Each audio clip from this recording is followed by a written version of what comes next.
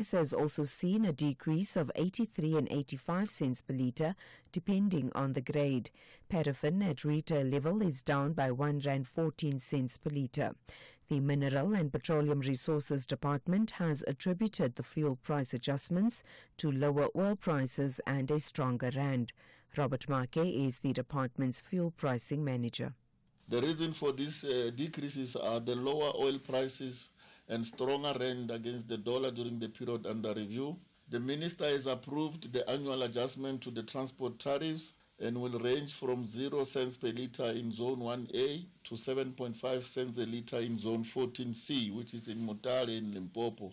This will mean that the fuel prices changes will be different in the 54 magisterial district zones. Police are still searching for a group of suspects who were involved in a cash-in-transit heist on the M25 near Phoenix, north of Durban on Monday. The suspects fled in 2 vehicles. KwaZulu-Natal Police spokesperson Thulasizwe Simelane. Police in KwaZulu-Natal are on a lookout for suspects following a cash-in-transit robbery along M25 near Phoenix. It is reported that the suspect accosted a cash-in-transit vehicle, stealing an undisclosed amount of money. The guards sustained minor injuries and their firearms were taken as well. Public Works and Infrastructure Minister Dean McPherson says his department is working closely with various communities to deal decisively with the so-called construction mafias. He says they are organized groups extorting money from construction companies government has awarded tenders. Speaking on the sidelines of the inaugural Public Works Infrastructure Summit in Johannesburg yesterday, McPherson said a number of arrests had been made. Just a few days ago, on Friday, we announced that 240 people have been arrested in relation to these crimes, and we are stepping up that because at the end of the day, it's those communities that are desperate for services that are being affected by the acts of these gangsters and thugs. And so we must do everything that we can to put a stop to them. We are also institutionalizing a social facilitation framework. So we have a common approach to dealing with communities, making sure that they are included, making sure that they own these infrastructure projects and that they protect them as well. And finally, the White House says President Donald Trump is making final touches to his plans for sweeping new tariffs. There are fears it could trigger a global trade war. The announcement, which is expected this evening, could affect trillions of dollars worth of U.S. imports. European Commission head Ursula von der Leyen says the continental bloc's response will be robust. Europe has not started this confrontation. We do not necessarily want to retaliate. But if it is necessary, we have a strong plan to retaliate and we will use it. Recapping the top story, members of the National Assembly are expected to vote on the 2025 budget this afternoon. Yesterday, the Standing Committee on Finance adopted its report on the fiscal framework that will be tabled and debated in the House. For SAFM News, I am Anne Musa. SAFM, guiding you through the rush hour traffic. Very good morning. The M12 between Edenvale and Gululis has been reopened overnight after a major multiple vehicle smash and pile up there yesterday. It took a while, as you can imagine, if you saw the scene, to get it all clear, the vehicles out of the way, the oil spillages sorted out, but it is all open this morning. Durban, a couple of really big traffic lights down. M7 at Titran is offline, and just up the road, which can be very busy, Bel Air and Chief Albert Luthuli Hospital. Those lights down as well for your trip up that way this morning. Cape Town, AZ Berman coming out of Mitchell's Plain, already very slow through all the roadworks up towards the R300, and the Stellenbosch Arterial. Looks like there's still some problematic traffic lights around Westbank Main coming out of Kales River, slow go towards the R300. Also some queues in front of Khayelitsha, N2 looking busy this morning, moving slowly past Khayelitsha towards the R300. Rob Byrne, SAFM Traffic. It's a very good morning to you in your SFM sports headlines. It's soccer action. Mamelodi Sundowns, they've taken a positive step towards the semi-finals of the CAF Champions League. And we have Proteas news. Coach Rob Walter stepping down as the white ball head coach. Let's find out more just before 6:30.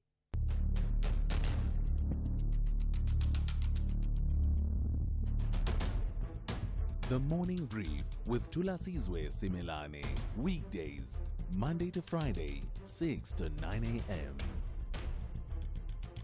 The Morning Brief with Thulasizwe Simelane. Weekdays, Monday to Friday, 6 to 9 a.m. It's just gone 7 minutes after 6. Today is Wednesday, the 2nd of April, 2025. You're listening to SAFM 104 to 107 nationwide. Welcome to the Wednesday edition of The Morning Brief on a day that could turn out to be quite consequential for the governance of the country. In a way, we could look back at the end of today and see it as something of a D-Day, right, for the governing coalition known as the Government of National Unity to decide whether they will stay together or decouple. Strap yourselves in. We are in for quite a political and governance ride. This is The Morning Brief. I'm Thulasizwe Simelane. It's good to be in your company this morning over the next 3 hours. Let me tell you what's coming up. Remember these words. South Africans, Action SA will never go into a coalition with the ANC. Action SA will never go into a coalition with the ANC. Well, that was then, this is now. The same Action SA that once vowed to never work with the ANC has done so on numerous occasions, at least at local government level, particularly in the city of Tshwane. And yesterday in Parliament, the same happened over the protracted impasse over the national budget. In a plot twist that few could have predicted or foreseen, Action SA yesterday moving an amendment to the report of the Portfolio Committee on Finance, which the ANC then backed, and thereby almost guaranteeing that the two parties, along with a few others, will form a voting bloc today in the National Assembly in support of the budget 2025-2026.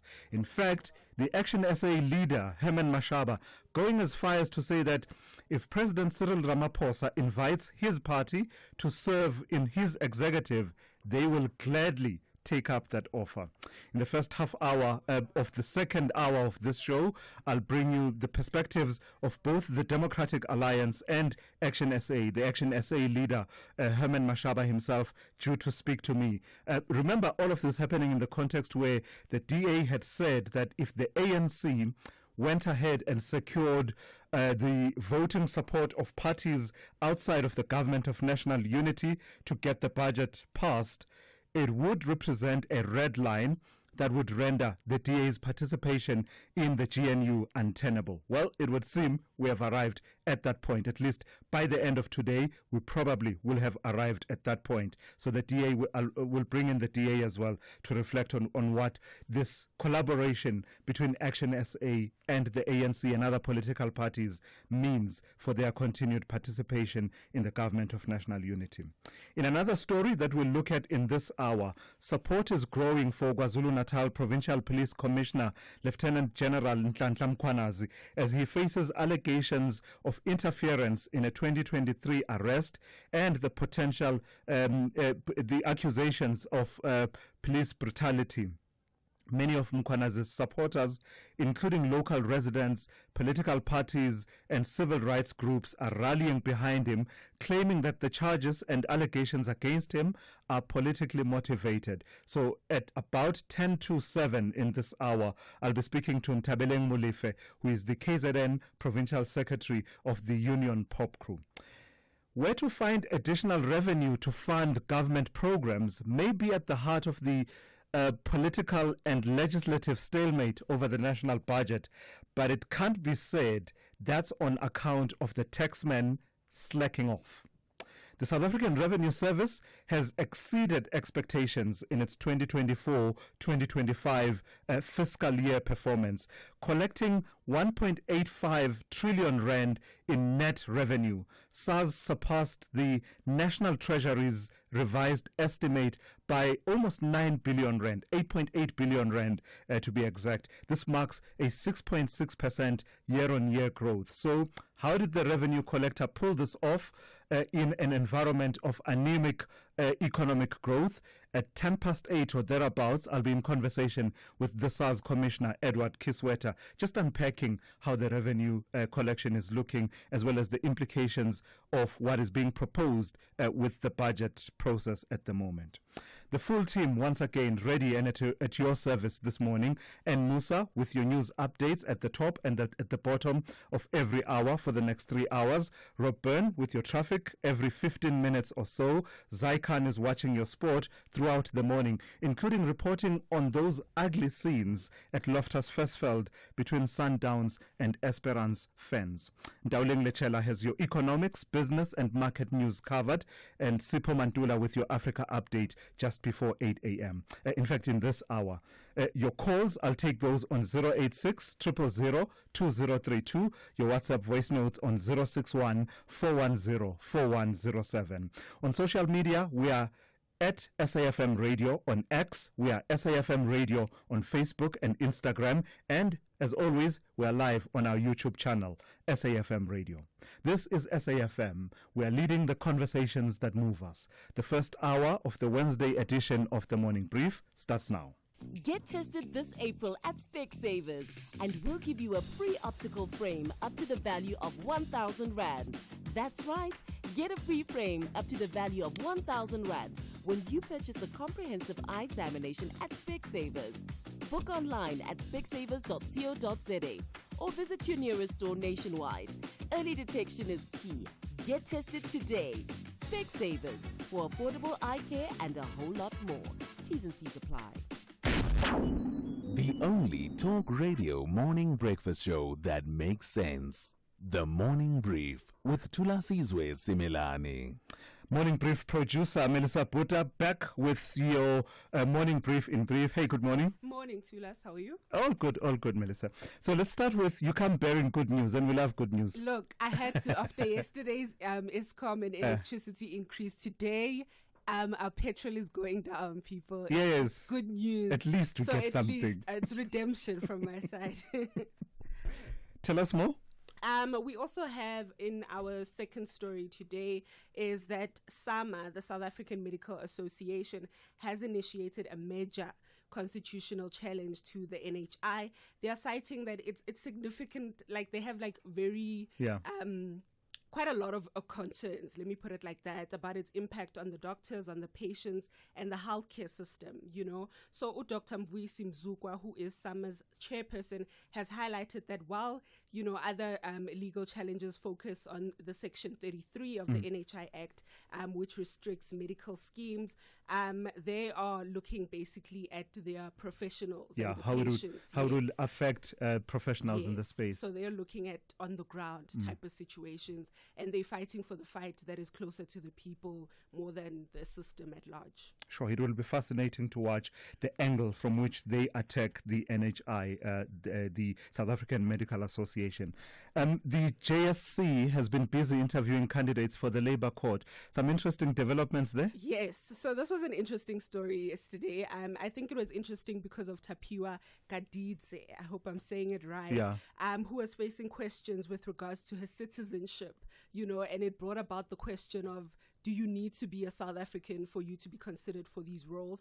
But regardless of that, she and Judge Lester Adams have been considered for positions in the Electoral Court as part of the interviews that were happening yesterday. Yeah, so the recommendation coming from there. It's an interesting one, because this is someone who became a South African citizen a few years ago. Yes, this was like in 2016, 2017, according to her. Okay. So she was quite puzzled, you know, by this question. But I think it's always a good conversation to have, you know. So it's good that she was even considered, and that wasn't one of the things that worked against her, you know. Yeah. And then tell us about the, I guess, good news for the revenue collector. They've had a bumper year. Yes, so SARS has had quite, you know, the records for this, it's this year and last year's financial year. They paid a record of 44 billion in tax refunds, marking the highest amount ever refunded on their end. The figures represent an 8% growth compared to the previous years. SARS also announced that there was a preliminary English. Don't worry, you're not alone with that word. Revenue outcome revealing that a total of 2.3 trillion was collected before the refunds were disbursed. Also, you will be in conversation with so Commissioner Edward Kisweta at 8:10. So that's interesting, and he'll unpack more on that, obviously. So scan the socials for you, for us, Melissa. How's that looking? Oh, social media yesterday was quite an interesting one. Yeah. Also going back to the clip that you just played now, with Herman saying the Action SA will never go into coalition with the ANC. So the people brought out those files. How the tables have turned. How the tables have turned. It was quite a tug and war, thing on social media about the 1% VAT. People are quite conflicted overall. There's quite a lot that people are saying. Some people are calling out the DA that, you're hindering us, you're holding us back.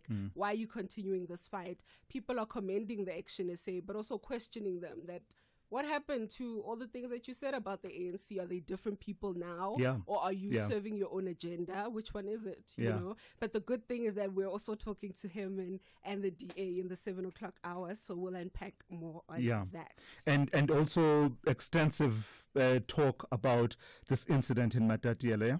Yes, so you know what, this Matatiele thing is quite a thing, but I think it's so nice to see the different protests that have happened in different cities. People are coming out in numbers, in support of this family and this little girl. The hashtag is still at number one on my socials. I'm sure on many other people's socials it's still at number one. They have also deployed big officials from the SAPS to go to the Eastern Cape and make sure that they're applying the necessary pressure to ensure that this case is dealt with promptly. It is absolutely outrageous that this is an incident that happened in October last year. In October. And in March, April, we're still talking about no clarity. Nothing whatsoever. I mean, we're still trying to fight. I mean, there aren't any arrests, according to what I've seen, that have happened. The principal is still, running away, ducking and diving. And that's very unfortunate at this point, because even with the fights that people are fighting, like, are we getting anywhere? Are we just moving blocks and people and putting them in places, but not actually doing anything? But we will keep watch on that and keep everyone updated. All right, Melissa, thank you for that. That's Melissa Puta there with your morning brief in brief, just scanning to just fill your picture of all of the other stories that we perhaps sometimes don't have enough time within the 3 hours to cover, but are nonetheless quite important. Thulasizwe Simelane on SAFM. So let me give you a sense then of how your weather is looking on this Wednesday morning. 2 impact-based warnings coming through from the South African Weather Service. The first one, yellow level 4 warning. It says severe thunderstorms resulting in damaging winds, hail and heavy downpours leading to localized flooding. Those conditions are expected over Mpumalanga Highveld. The second, a yellow level 2 warning. It says severe thunderstorms resulting in localized flooding, damage to settlements, property, vehicles and infrastructure. Those conditions expected over Mpumalanga, except in the Lowveld, northern parts of Gauteng and the extreme eastern parts of the northwest. The rest of your weather looks like this. Pretoria will be cloudy with scattered showers and thunder showers with a minimum of 15 and a maximum of 24. Johannesburg will see morning fog patches, otherwise cloudy with isolated showers and thunder showers, 13 to 22. Mbombela, cloudy with isolated showers and thunder showers by the afternoon, 16 to 24. Bulukwane will be partly cloudy with isolated showers and thunder showers by the afternoon, 15 to 26. Mahikeng will be partly cloudy with isolated showers and thunder showers, 17 to 25. Bloemfontein will see morning fog patches, otherwise partly cloudy with isolated showers and thunder showers, 14 to 25. Kimberley will be partly cloudy with isolated showers and thunder showers, 16 to 27. Uppington, partly cloudy with isolated showers and thunder showers, 16 to 30. Cape Town will be fine, 16 to 24. George, partly cloudy, 15 to 21. Gqeberha, cloudy with isolated light morning showers and rain in places, becoming partly cloudy in the afternoon, 15 to 23. East London will be cloudy with isolated light showers and rain in places, becoming partly cloudy in the afternoon, 16 to 22. Durban will be cloudy with scattered showers and thunder showers, 22 to 23. Richards Bay will be cloudy with scattered showers and thunder showers, 22 to 24. And finally, Pietermaritzburg will have morning and evening fog, otherwise cloudy with scattered showers and thunder showers, 15 to 19. Don't wake up to less money or no money in your account. Add an extra layer of security for unusual transactions. Nominate a trusted person on the Standard Bank banking app. If something seems off, they can decline transactions for you, even while you sleep. Get Trusted Person on your banking app today. Visit our help center on the banking app to learn more. Another lesson to #BeatTheScam. Standard Bank is an authorized FSP and registered credit provider. T's and C's apply. Worldview Update, bringing you closer to international or global news. 23 minutes after 6, let's turn to this story now. Lava flow from a volcanic eruption that occurred in southwestern Iceland is threatening to overrun the town of Grindavik and the popular tourist hotspot, the Blue Lagoon Spa. The threat has forced the evacuation of tourists and residents from the town. The volcano has been spewing lava in a fiery display since its eruption began yesterday morning, creating a huge 1.2 kilometer long crack in the ground. Let's speak now to Professor Guy Midgley, who is climate change researcher and the acting director of the School of Climate Studies at Stellenbosch University. Good morning to you, Prof, and thank you for your time this morning. So the first thing that struck me about this, the shape and formation of this crack out of which this lava is now flowing and this fiery display is happening, is that it doesn't look like a typical volcano in that it's not a pit, but actually it's a long streak, as we say, that's about 1.2 kilometers long. Is that usual? Do we see volcanoes that manifest in that way? That's an interesting question. Thanks very much for having me. Yeah, volcanoes can take a number of different forms. The classic idea of a cone-shaped mountain blasting into the air and destroying a city like Vesuvius is only one form, but these large cracks are quite common along what are called these ridges that form between tectonic plates, these large plates of rock on which our continents are positioned. So as these plates move apart, as is happening in the middle of the Atlantic, there's a so-called mid-Atlantic ridge on which Iceland sits. As the plates move apart, the cracks will open up and lava will come out. So no, it's not an unusual situation. And the name Iceland, the name of the country, would have you fooled into believing that, it's a very cold place and nothing else is at play. But actually a lot more is at play than cold temperatures, isn't it? Particularly in as far as its geographic location is concerned and as well as its geology. Indeed, ice and fire. Iceland is a very, very interesting place. Of course, with a little bit of global warming, the biology of Iceland is also starting to warm up. But, Iceland caused huge disruptions because of the volcanic eruption around about 2010. I don't know if many people remember, but the dust cloud that was produced by that volcano, which nobody could pronounce, the name was so difficult to pronounce, it caused billions of dollars of disruption to air traffic because many flights had to be cancelled into Europe and into the UK.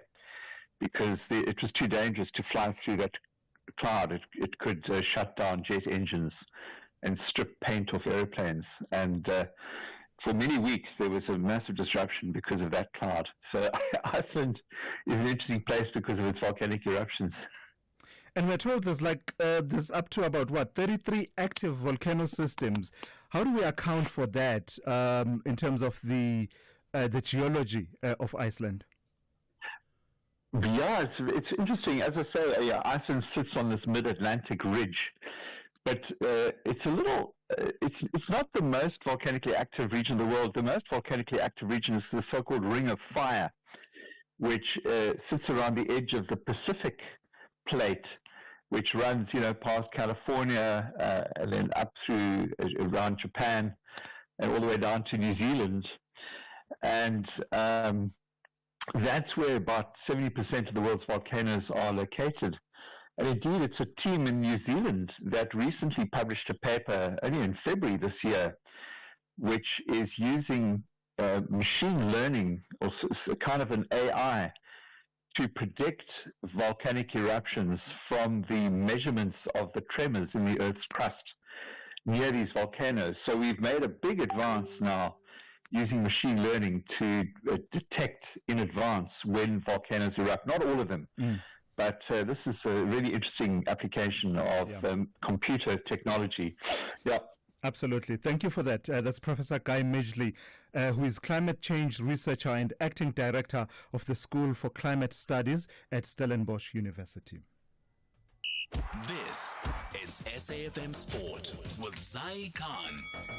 Hey, good morning, partner. Good morning.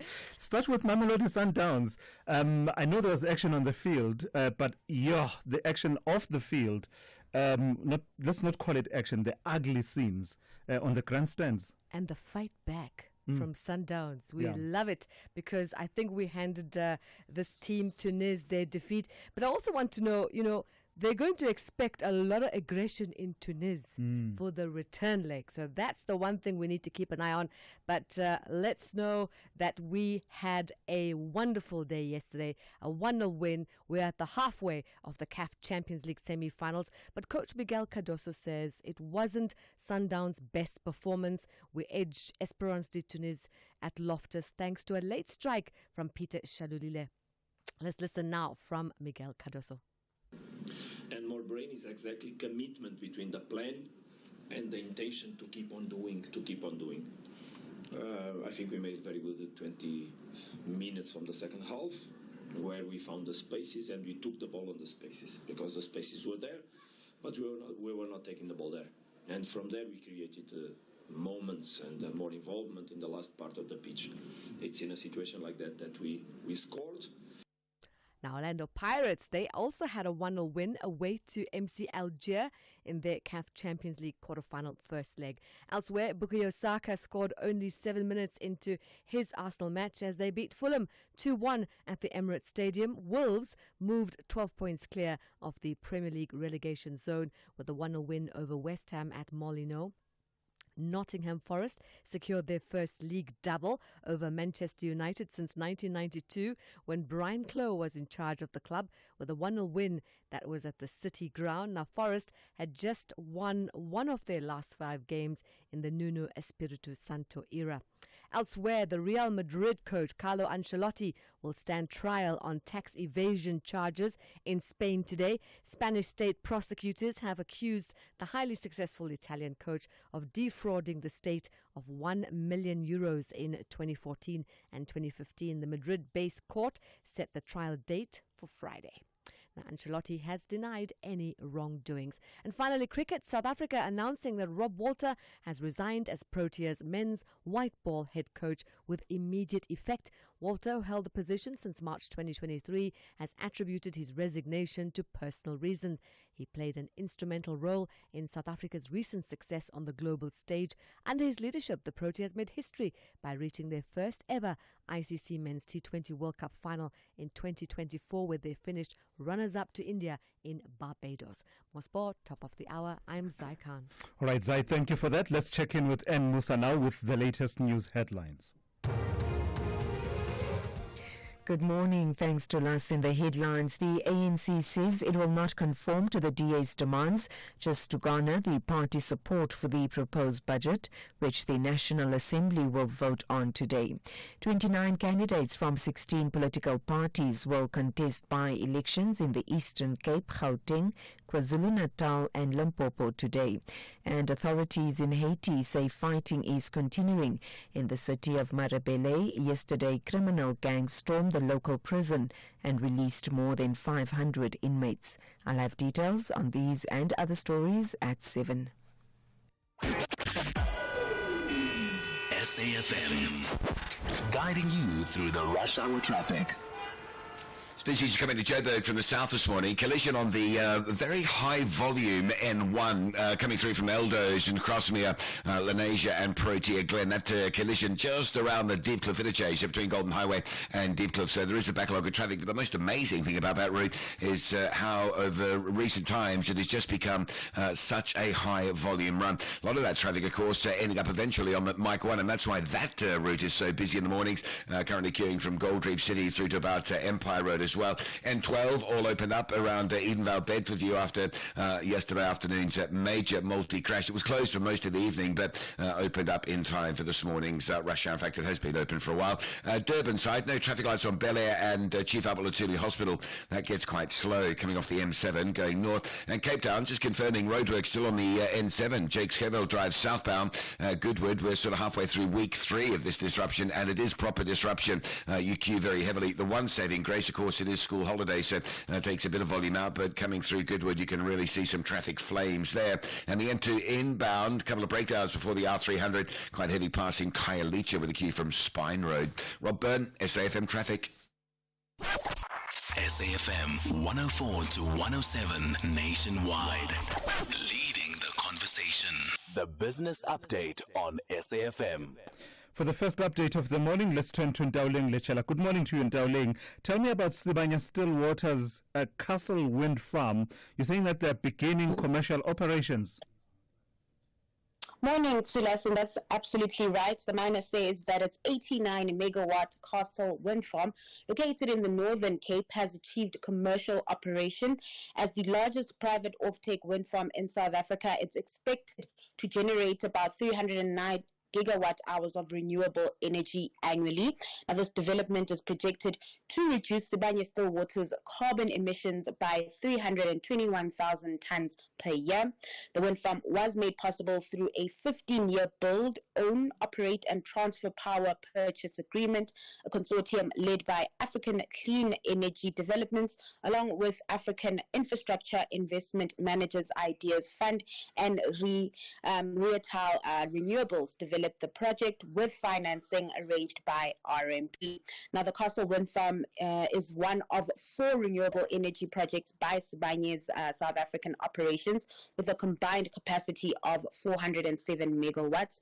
Of this, 267 are expected to be operational by the end of the year.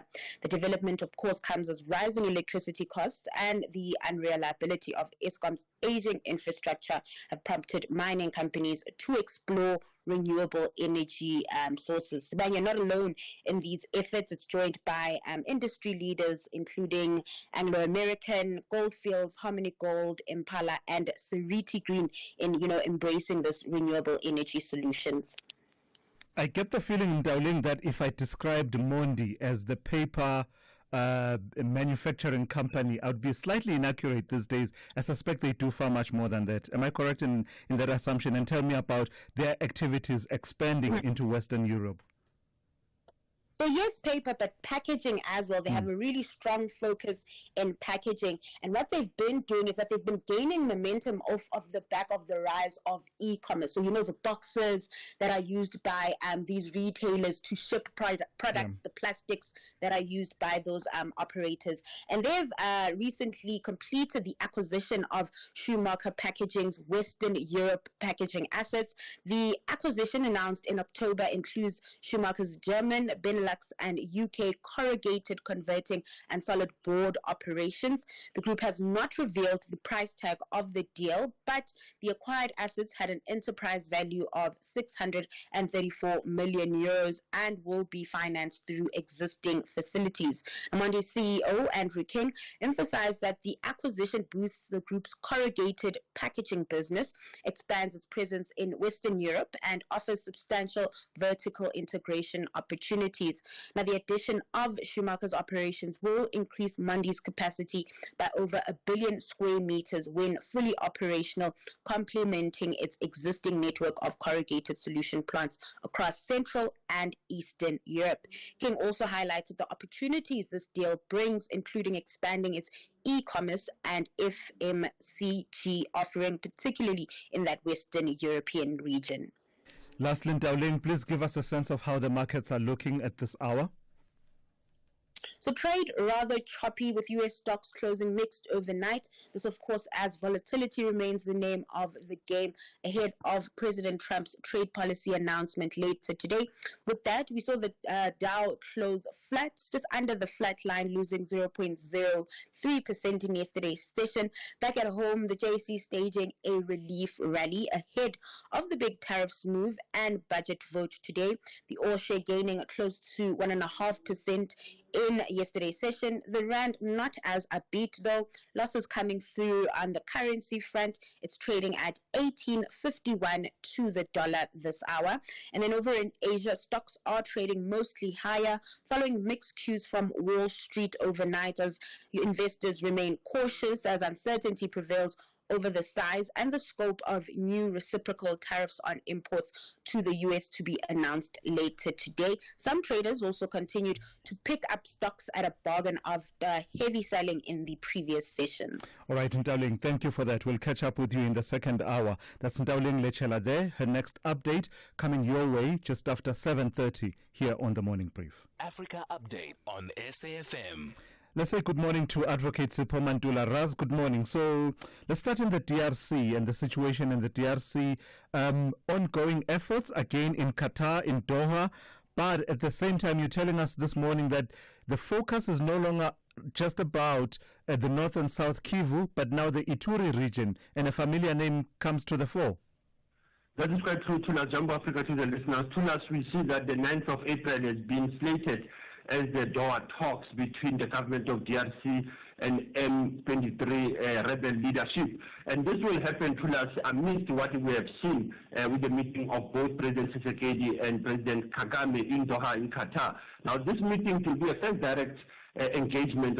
Remember, we were expecting it in Rwanda. Now we see Qatar taking lead now. But at the same time, you have Thomas Lubanga, a war criminal convicted by the International Criminal Court, saying that he has formed a new party called the Convention for the Popular Revolution Movement in the eastern part of Congo, Ituri. Now the key question becomes, could the DRC be forced to face even more instability soon, even if you have the Doha talks? Lubanga, we know him very well, if for our listeners' sake, they will even recall that he's currently based in Uganda. He was one of the persons who was convicted for 14 years for dealing with the child soldiers, released only 5 years ago in 2020. So it is interesting to look at this Thomas Lubanga moving away from Colonel Nanga of M23. Yeah, I mean, the sense of a vicious cycle, right, is really concerning. So while Donald Trump is talking about Greenland being of interest to him, not just of interest, actually, almost like an obsession at this particular point, the United Kingdom has been dealing with the issue of the Chagos Islands. Tell me what is new in how they propose to move forward with the issue of the Chagos Islands. When you talk of the Chagos Islands, we are talking of a secret military camp that both the UK and the US have a national interest on. At the same time, we have a new leadership in Mauritius. Now, there is a deal that is before what we can call the deal in terms of sovereignty of the territory of this island that the UK wanted to have 99-year lease. At the same time, the new government under Navin Ramagum, he wants only a 40 years deal. At the same time, you will still even recall that the US and the Trump administration, last year there were some tensions around it, whether the US will be involved. Looking at how Mauritius is linked to China, again you see the U.S. national interest being threatened to us, and that's how we see an African island be also again being put into a prize for former colonizers, both Britain and U.S. having an interest in this military secret island. And correct me if I'm wrong, Sipho, wasn't that the Chagosians, I think they're called, the people of the Chagos Islands, had a claim for their own sovereignty? Why is it now being linked to Mauritius? Absolutely. Remember that after the independence of the Chagos, even if they are part of the Mauritius, the UK has been coming under pressure from the UN to say in 2022 they need to give away that land back. So it is the issue of your sovereignty or territories that we find in some of the islands. some of the African countries. Hence, the UK has an interest on the Thulas. In many islands in Africa where you have France, America, yes. UK have an interest, but we hardly talk about them because these are issues that are very secretive in nature. And in Zimbabwe, after the protests come the charges. Tell me about these dozens of people that have been charged for taking part in the protests.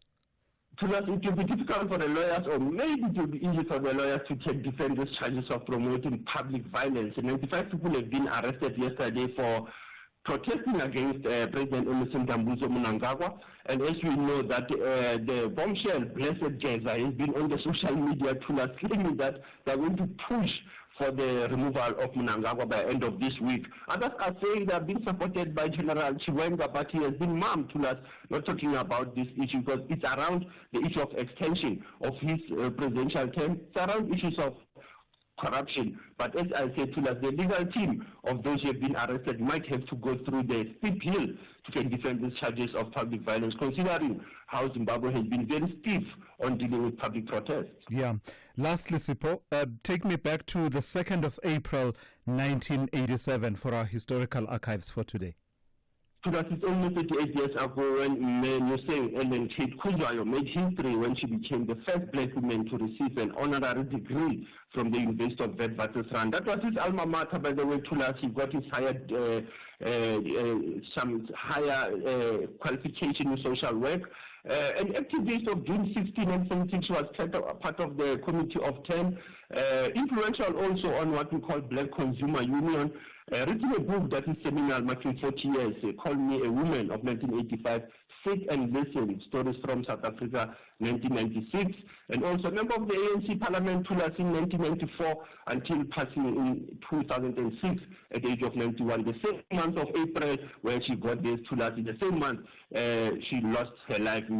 Noseng Elena Kate Kuzwayo. Asante sana Thulas, as was in the conversation, SAFM observing the Freedom Month. Sipho, thank you for that. That's Sipho Mantula there with your Africa update. Get unbeatable football odds with SuperSport Bet. From derbies to title deciders, our Super Boosts give you boosted odds you won't find anywhere else. Switch today and get a 100% deposit match up to 5,000 Rand. SuperSport Bet is licensed by the Western Cape Gambling and Racing Board. Bookmaker license 10191097. No persons under the age of 18 are permitted to gamble. Winners know when to stop. National Responsible Gambling Program toll-free counseling line 0800 006 008 or WhatsApp help 076 675 0710. Honey, what are you doing? I'm stretching for tonight. I thought you're not dancing at bachelorette parties anymore. Baby, we need the money to put Johnny through matric mos. And what's the police uniform for? The clients feel safer when I wear it. No, man, just sell your bucky to We Buy Cars. They give the best prices and they pay you within minutes. Okay, but can I just go and dance one more time, please? You know how much I love it. No, the buyer's already on his way here. Wow, okay. Strapped for cash? Just sell your vehicle to We Buy Cars. The easiest way to sell your car by far. Big stories of the day. Hashtag The Morning Brief. 15 minutes to 7 on this Wednesday, government has launched the Independent Transmission Program to attract private sector investment aimed at expanding the country's electricity grid. Announced by the Minister of Electricity, Kgosientsho Ramokgopa, the initiative seeks to address the country's energy challenges, unlock the potential of renewable energy, and support economic growth through infrastructure development and private sector involvement. Let's speak now to Professor Samson Mampwedi, who is the head of Energy Secretariat at SANEDI and also an energy expert. Good morning to you, Prof. Thank you for your time. So we are told this is some 1,100 kilometers of new transmission lines, but that's just the beginning. What problem is this aimed at solving in as far as transmission is concerned? Good morning to Thulasizwe and the listeners. So you would recall that we need about 14,000 kilometers of new transmission lines across South Africa in terms of the transmission development plan that Eskom has developed, and that would cost somewhere in the region of about 440 billion rand that South Africa does not have from the country's balance sheet and also from the Eskom balance sheet. And we, at some point, when Minister Mastashe was still responsible for the sector, There were about 3,500 megawatts of new generation capacity that he could not announce, even though the projects qualified because of the grid constraints. So this program is a build, operate, and transfer program that is aimed at leveraging on the private sector balance sheet to be able to build the new transmission lines alongside the transformers that are required for us to be able to connect new generation capacity and then be able to ensure security of energy supply. And this is also in line with the amendments to the Electricity Regulation Act by the President to bring in reforms that will allow the private sector involvement in the energy sector. So talk to me about how this shortage of some 14,000 kilometers of transmission lines has been constraining energy availability. You mentioned the figure of 3,500 megawatts in load shedding terms. That would be what? Somewhere between stage 3 and stage 4 of load shedding. Why is it that those energy projects could not be announced? How does that link to the challenge around the transmission lines? So we have a lot of wind and energy resources in the Northern Cape, Eastern Cape, as well as the Western Cape. And in those transmission, what we call transmission corridors, there was not enough, actually there is not enough generation transmission capacity. So whereas we've got the resources, we couldn't take advantage of those solar and wind energy resources in those three provinces. Therefore, we could not then connect those projects. So if those projects were announced, for instance, that was somewhere around 2 to 3 years back. By now, those projects would have been connected. They would have been assisting us in terms of avoiding higher stages of load shedding or load shedding in general. So that is the impact of us not having this transmission infrastructure. So in a way, it's a matter of you can generate this energy from these alternative sources, but how will you get it to other provinces and other parts of the country? That is correct. So even when we can generate it, the biggest challenge now is how do we then get it to the customers, which are the actual users, because the grid is basically full, for lack of a better word, in those particular areas. In the past, we had grid capacity, but then that's the area where most of the projects were developed, because we have the most wind and energy resources in those particular areas, leading to these constraints in the grid capacity. All right, let me just end this by just doing what I'm not supposed to do, give you a cluster question. Prof, so this is supposed to operate on a build, operate, transfer model. So the first part of the question is, what's your sense of appetite from the private sector for that kind of investment? And also at the same time, please address this. Perhaps there'll be an argument that says this is the privatization of electricity in South Africa that will lead to higher prices for the consumer.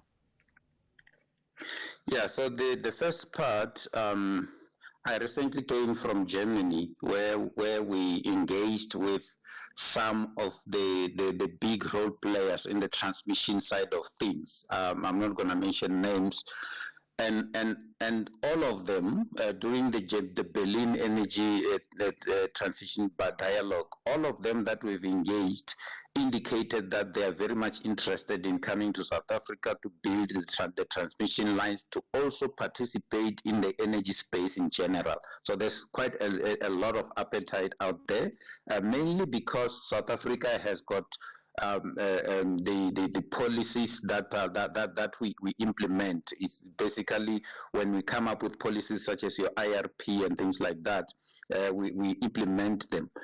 So many companies are interested in coming and participating in our energy space, based on the fact that we've been implementing the REAP program so well for quite a long time. The second part of the question regarding the privatization, this is not necessarily privatization of the sector. It's basically allowing the private sector to play a role in unlocking our grid capacity, and also the way the model is going to work, because it's build, operate, and transfer. The private sector will then come and build these transmission lines, operate them for a particular number of years, transfer them back to the nation when they still have a long lifespan. In other words, they can build them and operate for them for 10 years, and then transfer them, and then we can have the benefit of using the infrastructure without paying them for the next 30 to 40 years. All right, I've got to thank you for your time and your insights this morning. Good afternoon, Heavy. Samson Mampweri, who is the head of the Energy Secretariat at SANEDI, also an energy expert. This is Thulasizwe Simelane on the Morning Brief. SAFM, guiding you through the rush hour traffic. Good afternoon. Heavy backlogs on the run from Pretoria down to Joburg. Today, a couple of issues. One is a earlier crash which is taking forever to move out the way. It's N1 southbound just after Rigel. In fact, the crash is cleared. It's just a breakdown there now after Rigel, so heavy from Linwood Road. And then we've had the MK party moving slowly on the M1 south with a bit of a protest around New Road. So if you're on your way to Joburg from Sanrand, it gets a bit busy through there. N1 south to off-ramp at William Mandela, that's heavy. There's some real problems getting across the bridge into four ways today. And the N3 from Linbro Park all the way down to Heldenays backlogging as well. Durban's having a busy one. A breakdown at Spaghetti Junction. N2 South parking all the way back through Mgeta Road and back towards Queen at Nundy Drive. And then breakdowns at Paradise Valley, holding up on the N3 from Pavilion as you get out to Pinetown. And then a breakdown at Kia Ridge, holding traffic from Shongweni, trying to get up in towards that Cliffdale area on your way to PMB slowly as well. Cape Town, N7 South roadworks at Goodwood still there, just past Four Trekker Road, one lane open. A crash on the N2 out of town before the R300. So queues passing the airport runway. And the M7 Jake Scobell going into Mitchell's Plain is heavy traffic sitting from Govan and Becky all the way down through roadworks towards the R300 junction. With your traffic updates, I'm Rob Byrne. Call Thulasizwe now, 086 000 2032. Let me take a quick call from Savage in Atteridgeville. Good morning to you, Savage. What do you want to talk about this morning? Morning, Thulas. I want to ask, and please, yes, in this train of thought. Every time issue in South Africa about them, so whether it's ZDP or it's Popima Tuba or it's Motwaleni, there is this something Zimbabwean lawyers that are all over the show about human rights and how foreigners have got now there's drama in their country. They are so quiet.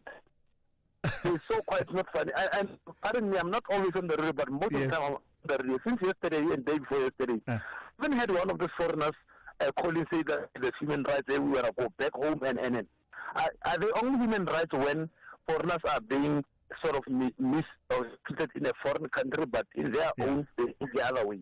I would really love you to encourage those human rights lawyers that are always on Aaron Mutwali's case about human rights in South Africa to say something about the people that are being arrested. You arrest one person now here, they'll be all over the region, but they are so quiet. So I'm not, are they human rights lawyers or are they South African foreigners right lawyers? Thank you. Thank you for that, Savage. I suppose the counterpoint to that would be this speaks to the rule of law in South Africa and the human rights culture in South Africa versus where they come from in Zimbabwe, right? Because I suppose there's a feeling that they can turn to the courts and enforce their rights and the rule of law will back them in South Africa.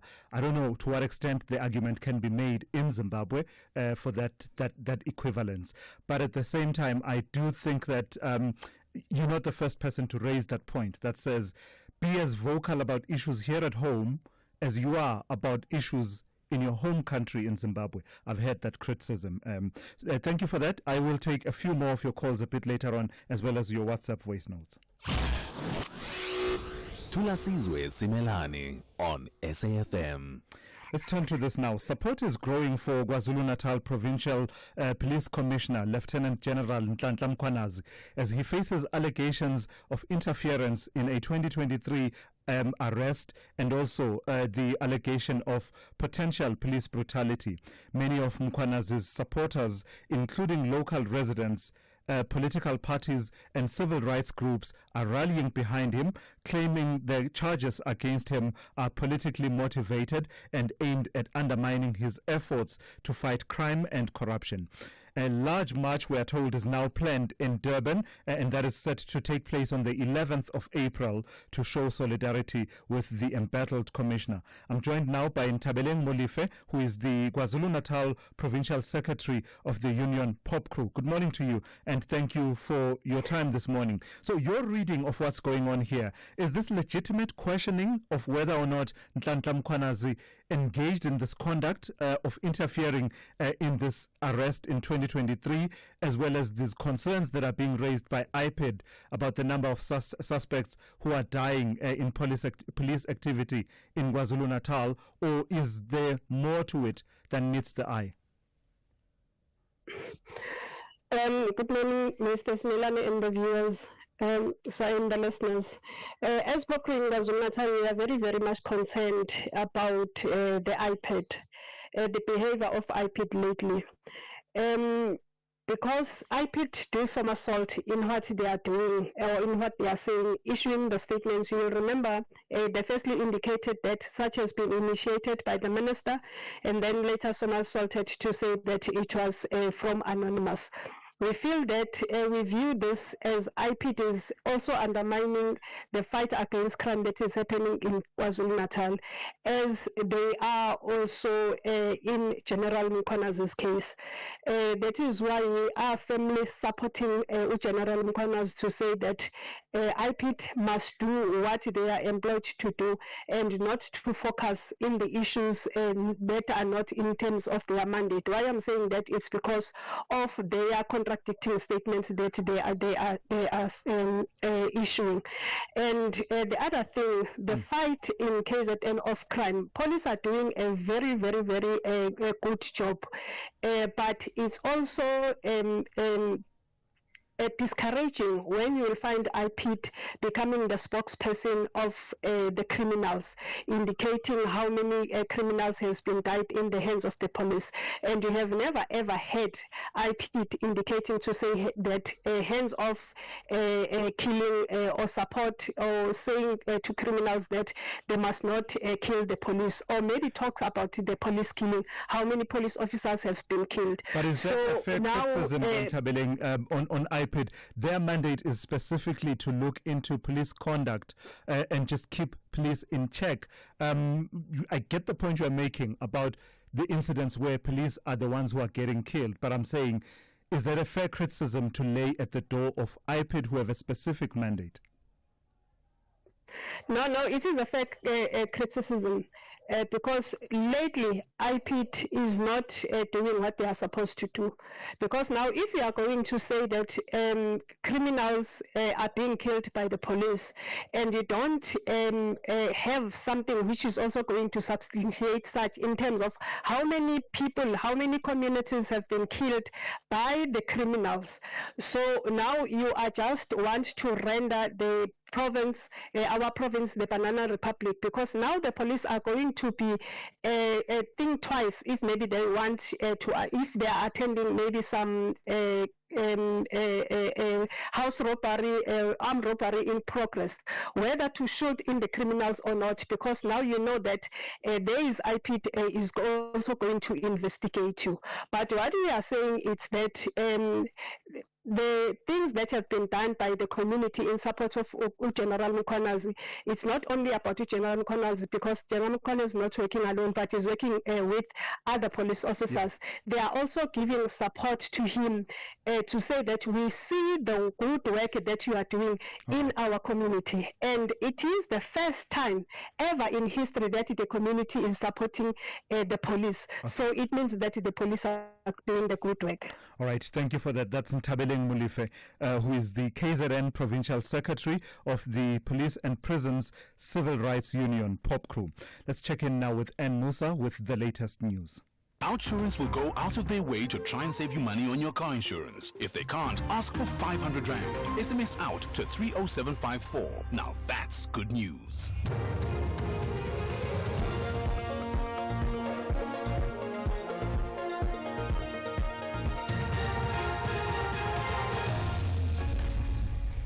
In our top stories, ANC rejects DA's demand in support for proposed budget, and KZN police hunt for suspects linked to a brazen cash-in-transit heist. Good morning. The ANC says it will not conform to the DA's demands just to garner the party support for the proposed budget. National Assembly will vote on today. It says the DA is willing to support the 0.5 percentage point increase in value-added tax, provided transformation-related legislation is reversed. The ANC says it will not back down on transformation. The party's national spokesperson, Mahlengi Bengu Mutsiri. A number of the demands that the DA had made are matters that are not within the purview of the budget.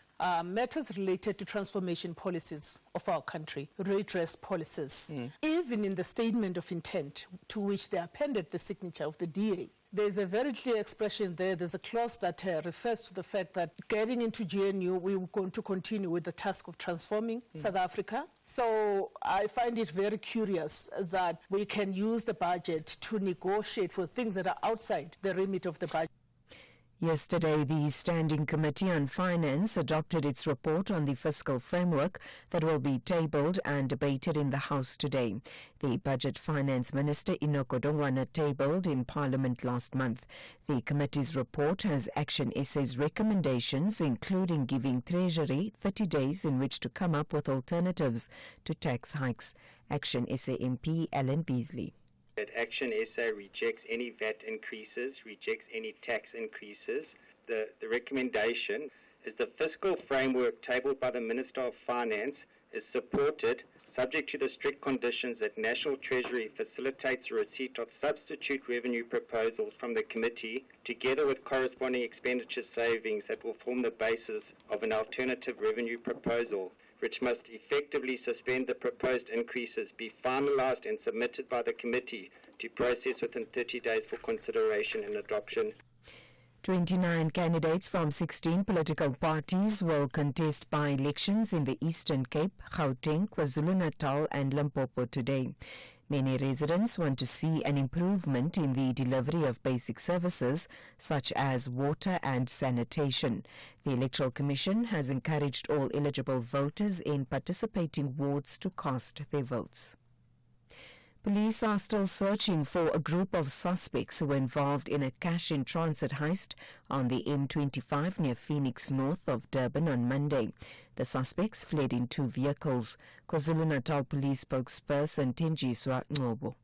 Police in KwaZulu-Natal are on a lookout for suspects following a cash-in-transit robbery along M25 near Phoenix. It is reported that the suspect accosted a cash-in-transit vehicle, stealing an undisclosed amount of money. The guards sustained minor injuries and their firearms were taken as well. And finally, authorities in Haiti say fighting is continuing in the city of Marabele. Yesterday, criminal gangs stormed the local prison and released more than 500 inmates. Thousands of residents have fled to neighboring areas. The BBC's Leonardo Rocha has more. From what the authorities are saying, it's really getting out of control. You have this coalition of gangs called Vivança, but they're different gangs and they're fighting in the streets of the city. They set up their base at the high school in the city. Many buildings have been destroyed, reports of real violence. Many people left and others have set up their own armed militias to fight the gangs. Recapping the top story, the ANC says it will not conform to the DA's demands just to garner the party support for the proposed budget. National Assembly will vote on today. For SAFM News, I am Anne Musa. Those were the top stories for this hour. Don't miss out on a possible car insurance saving. SMS out to 30754 for a quote. Outsurance, where you always get something out. Paying too much for your car insurance? You could be, but you'll never know until you shop around. Switch to Outsurance and you could save big every month. Pinky, a 60-year-old woman, is a real Outsurance client who saves an unbelievable 870 Rand a month on her 2020 Kia Seltos 1.6. Now, that's what I call a real deal. Why pay more? switch and save today. SMS out to 30754.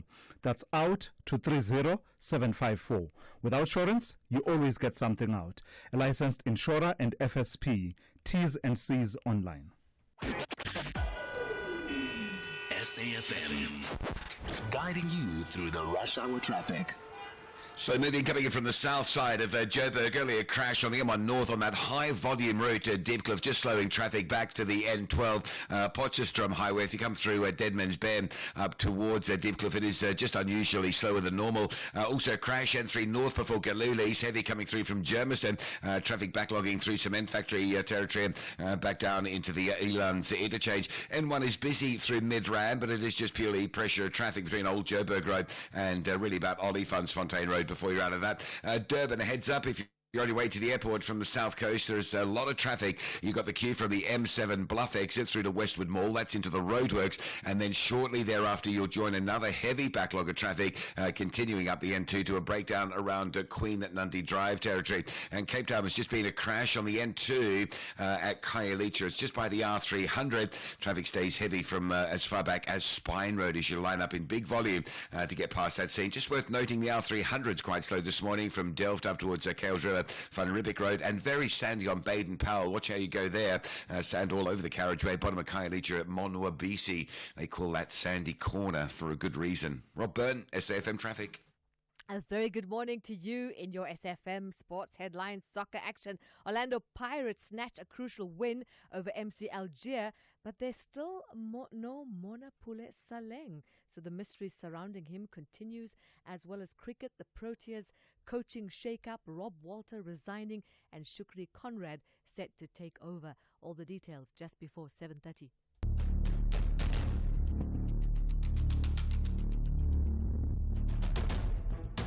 The Morning Brief with Thulasizwe Simelane.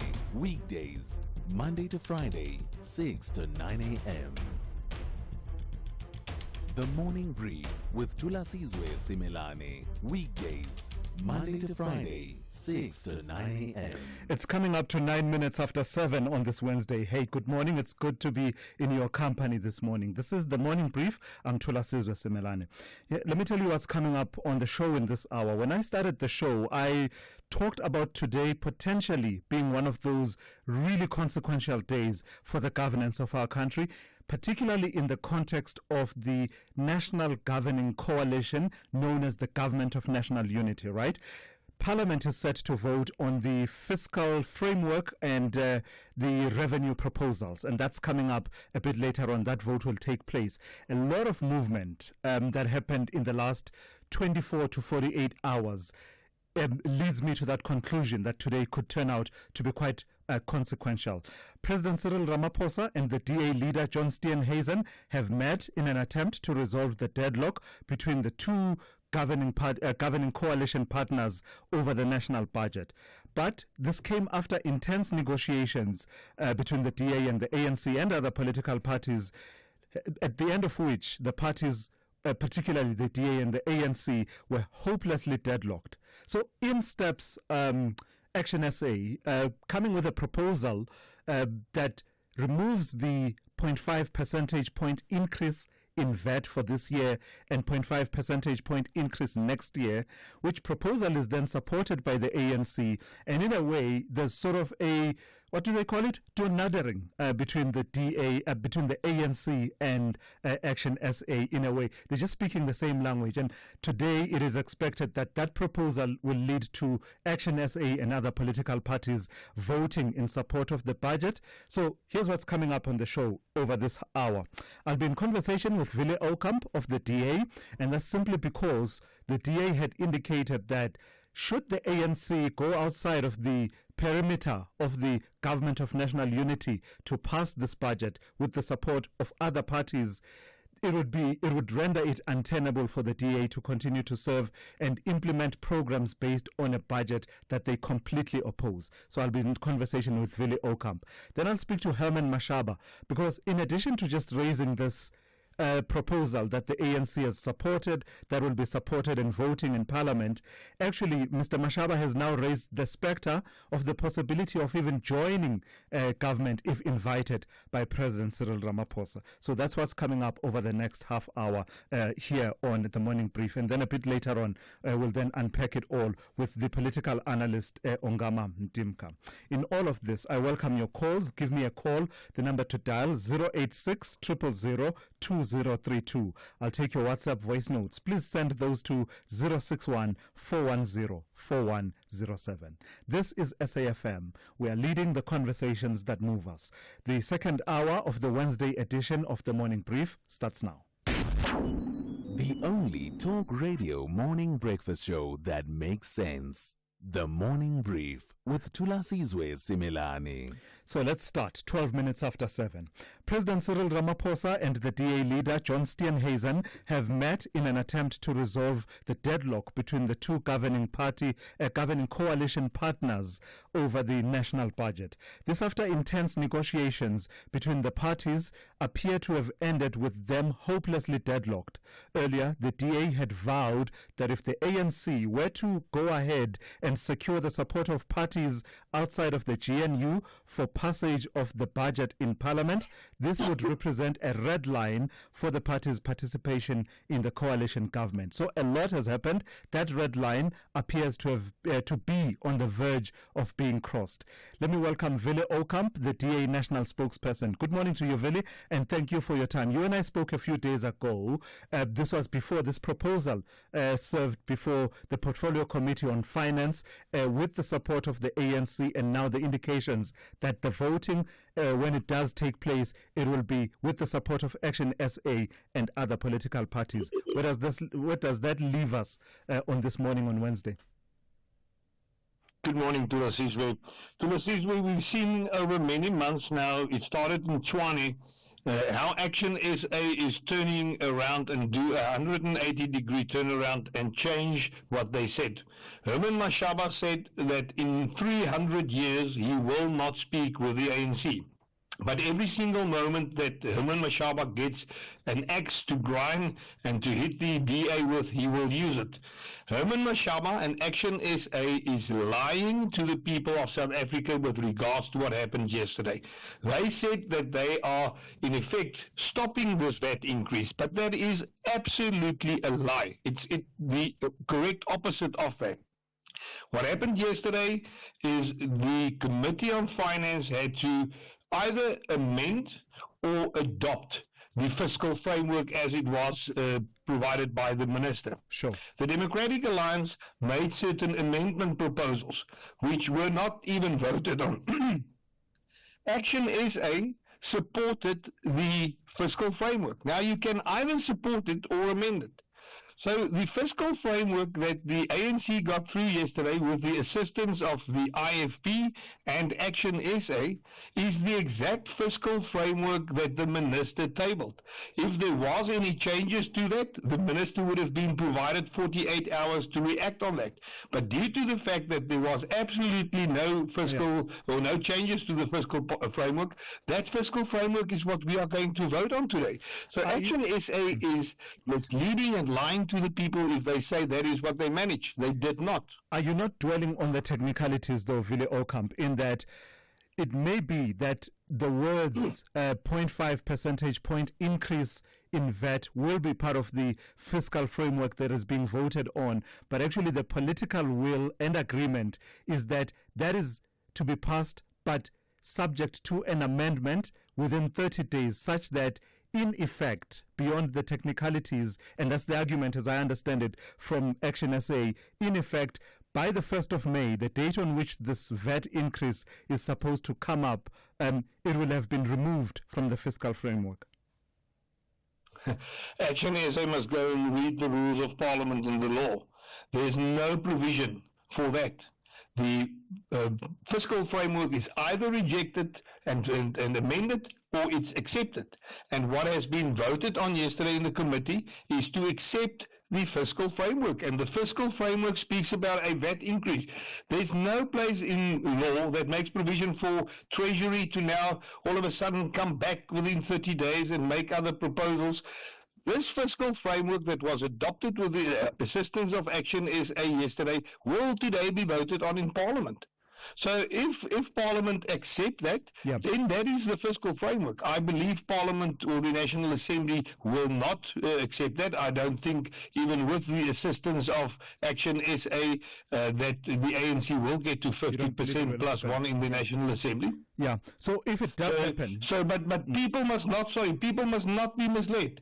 Action SA did not prevent a VAT hike. Sure. They cemented the VAT hike by doing what they've done yesterday, and I would urge them to stop lying to the people of South Africa. Sure. So if it happens that the vote carries with the support of political parties outside of the GNU, many of you in the Democratic Alliance, including your colleague, the other spokesperson, have been emphatic that we dare you as ANC. Try us, test us on this. We dare you. You said to me it would represent a red line, rendering it untenable for you to continue serving in the GNU. So should by the end of today, should we have the ANC, Action SA, IFP and other political parties having voted in favor of the fiscal framework as it stands, what will that mean for your participation in the GNU? Should that vote carry and the agreement be made, the Democratic Alliance will obviously get together with our Federal Council and make a decision on the way forward. The ANC or any government cannot expect a partner in a governing coalition like the DA is in the GNU to implement a budget where we weren't consulted or where none of our proposals were agreed to. The Democratic Alliance can't be a passenger on a bus but have no indication or no say in where that bus is going. We cannot pass a budget that will have the same ANC failures as in the past. If we want to pass a budget, there must be stringent measures that will help economical growth, that will help job creation, and that will cut costs all across the board. We've made proposals to the ANC that can implement immediate measures of economical growth. Yeah. And they just refuse to that. So what the Action SA actually did yesterday is they gave the ANC a blank check again to loot the money of the people of South Africa. All right, let's leave it there for this morning. Thank you for your time. That's Wille Okamp. He's the DA national spokesperson. So listening to that, and before I get to Mr. Mashaba, I want to start here. Remember these words that have resonated over a period of time in our political landscape. I want to make it clear to South Africans, Action SA will never go into a coalition with ANC. Well, that was then. This is now. The same Action SA that once vowed to never work with the ANC has done so at least on one occasion at local government level, that's in the city of Tshwane, and yesterday in Parliament over the protracted impasse over the national budget. In a plot twist that few could have foreseen, Action SA yesterday moving an amendment to the report of the Portfolio Committee on Finance, which the ANC then backed, and thereby guaranteeing the two parties, along with a few others, will form a voting bloc in the National Assembly today. In support of the budget. In fact, the Action SA leader, Herman Mashaba, going as far as to say that if President Cyril Ramaphosa invites his party to serve in his executive, they will gladly take up that offer. So let's speak to Mr. Mashaba now, who joins us this morning. Mr. Mashaba, good morning. Thank you for your time. Before we get to the allegations about you lying to the people of South Africa, let me start with that question. What happened to that vow that never and never again, never will you ever work with the ANC? Well, Caesar, good morning and good morning to SFM listeners. You want me to get you clips of the DA vowing not to really work with the ANC even before Action SA was formed? No. I'm happy to play you those clips if you don't have them. It's about your own words, not the words of the DA, yeah. Yeah, no, but what I'm trying to say, obviously, you use the same standard. we work in a totally different political landscape. Did you ever think that the ANC in 1994 will work with the National Party? The two parties that have demonstrated over the 70 years of brutal savage, but at the end of the day, the ANC and the National Party came to their senses in the interest of South Africa and worked together to form a government in 1994. So I think what I'm trying to say, I'm just trying to get you to really, when you use comparison, in terms of the political landscape of what's happening in the country. One thing for us as Action SA, we will never allow this DA that is anti-South Africa, that is anti-poor people, that is anti-black, to destroy this country, because what they have been trying to do in the last 9 months of being in the GNU. They got into the GNU for wrong reasons, to discredit people, demonstrate their own superior logic, thinking that their only way is to really govern this country, give us as country an impression that we are free when we actually not. Remember what happened in Tshwane, how they unleashed and spent the millions on insulting me in particular, about the removal of Cyril Brink. So basically, let's come back to this issue of this budget. I want to come back to it, Mr. Mashaba. Let me come back to it. So I saw a statement that says from the DA, and Vile Okamp just said it a few minutes ago, that you are lying to the people of South Africa when you say in your proposal you've been able to remove the spectre of a 0.5 percentage point increase this year and 0.5 percentage point increase next year in value-added tax. Technically, they are not wrong. Are they, in terms of the text and document to be voted on today, that will still be there? They're completely wrong. Fortunately enough, we're talking about something where those documents are there in the public domain. Now, we can send you, or you don't even have to get from me, get them from Parliament. You look at our proposal. Our proposal says to the ANC, because we wanted South Africa to have budget today, which DA tried to avoid, so that there must be market confusion in the world, so that they can go overseas, tell the world to come and rescue South Africa. And we realized this. We were not born yesterday. So that's why we came to the defense of our country, not the ANC, to say no, we can still achieve the removal of tax, but at the same time, the country needs to really have the budget. That's why we've got a commitment. That document that it's in Parliament that is going to serve today, you will see within 30 days before the 1st of May, because I'm sure you understand that VAT is not immediately effective. It's only effective from the 1st of May. And that is what's going to happen, because what Parliament is going to demand, not ask the Minister of Finance, by the 1st of May, he's got to present a budget with the removal of those taxes, VAT and employee salary. The fiscal framework and revenue proposals to be voted on today, is it your assertion that they will have no reference to a source of revenue that will come in the form of an increase of any kind in value-added tax? Is that your assertion? Today it will be voted on, but it is effective 1st of May, and so it will have that reference. Yes, it will have, but VAT, Caesar, please understand this. It is so simple. VAT is only applicable in South Africa from the 1st of May. I'm sure you know that. That is not that additional 0.5% is not immediately effective. That is why the report demands the minister to remove it and bring in other submissions that you've given, and we've agreed with the ANC that come 1st of May there won't be VAT and How sure are you that the ANC and the Minister of Finance and National Treasury will be able to pull that off, to find other revenue sources such that they will continue to have your support by the first of May?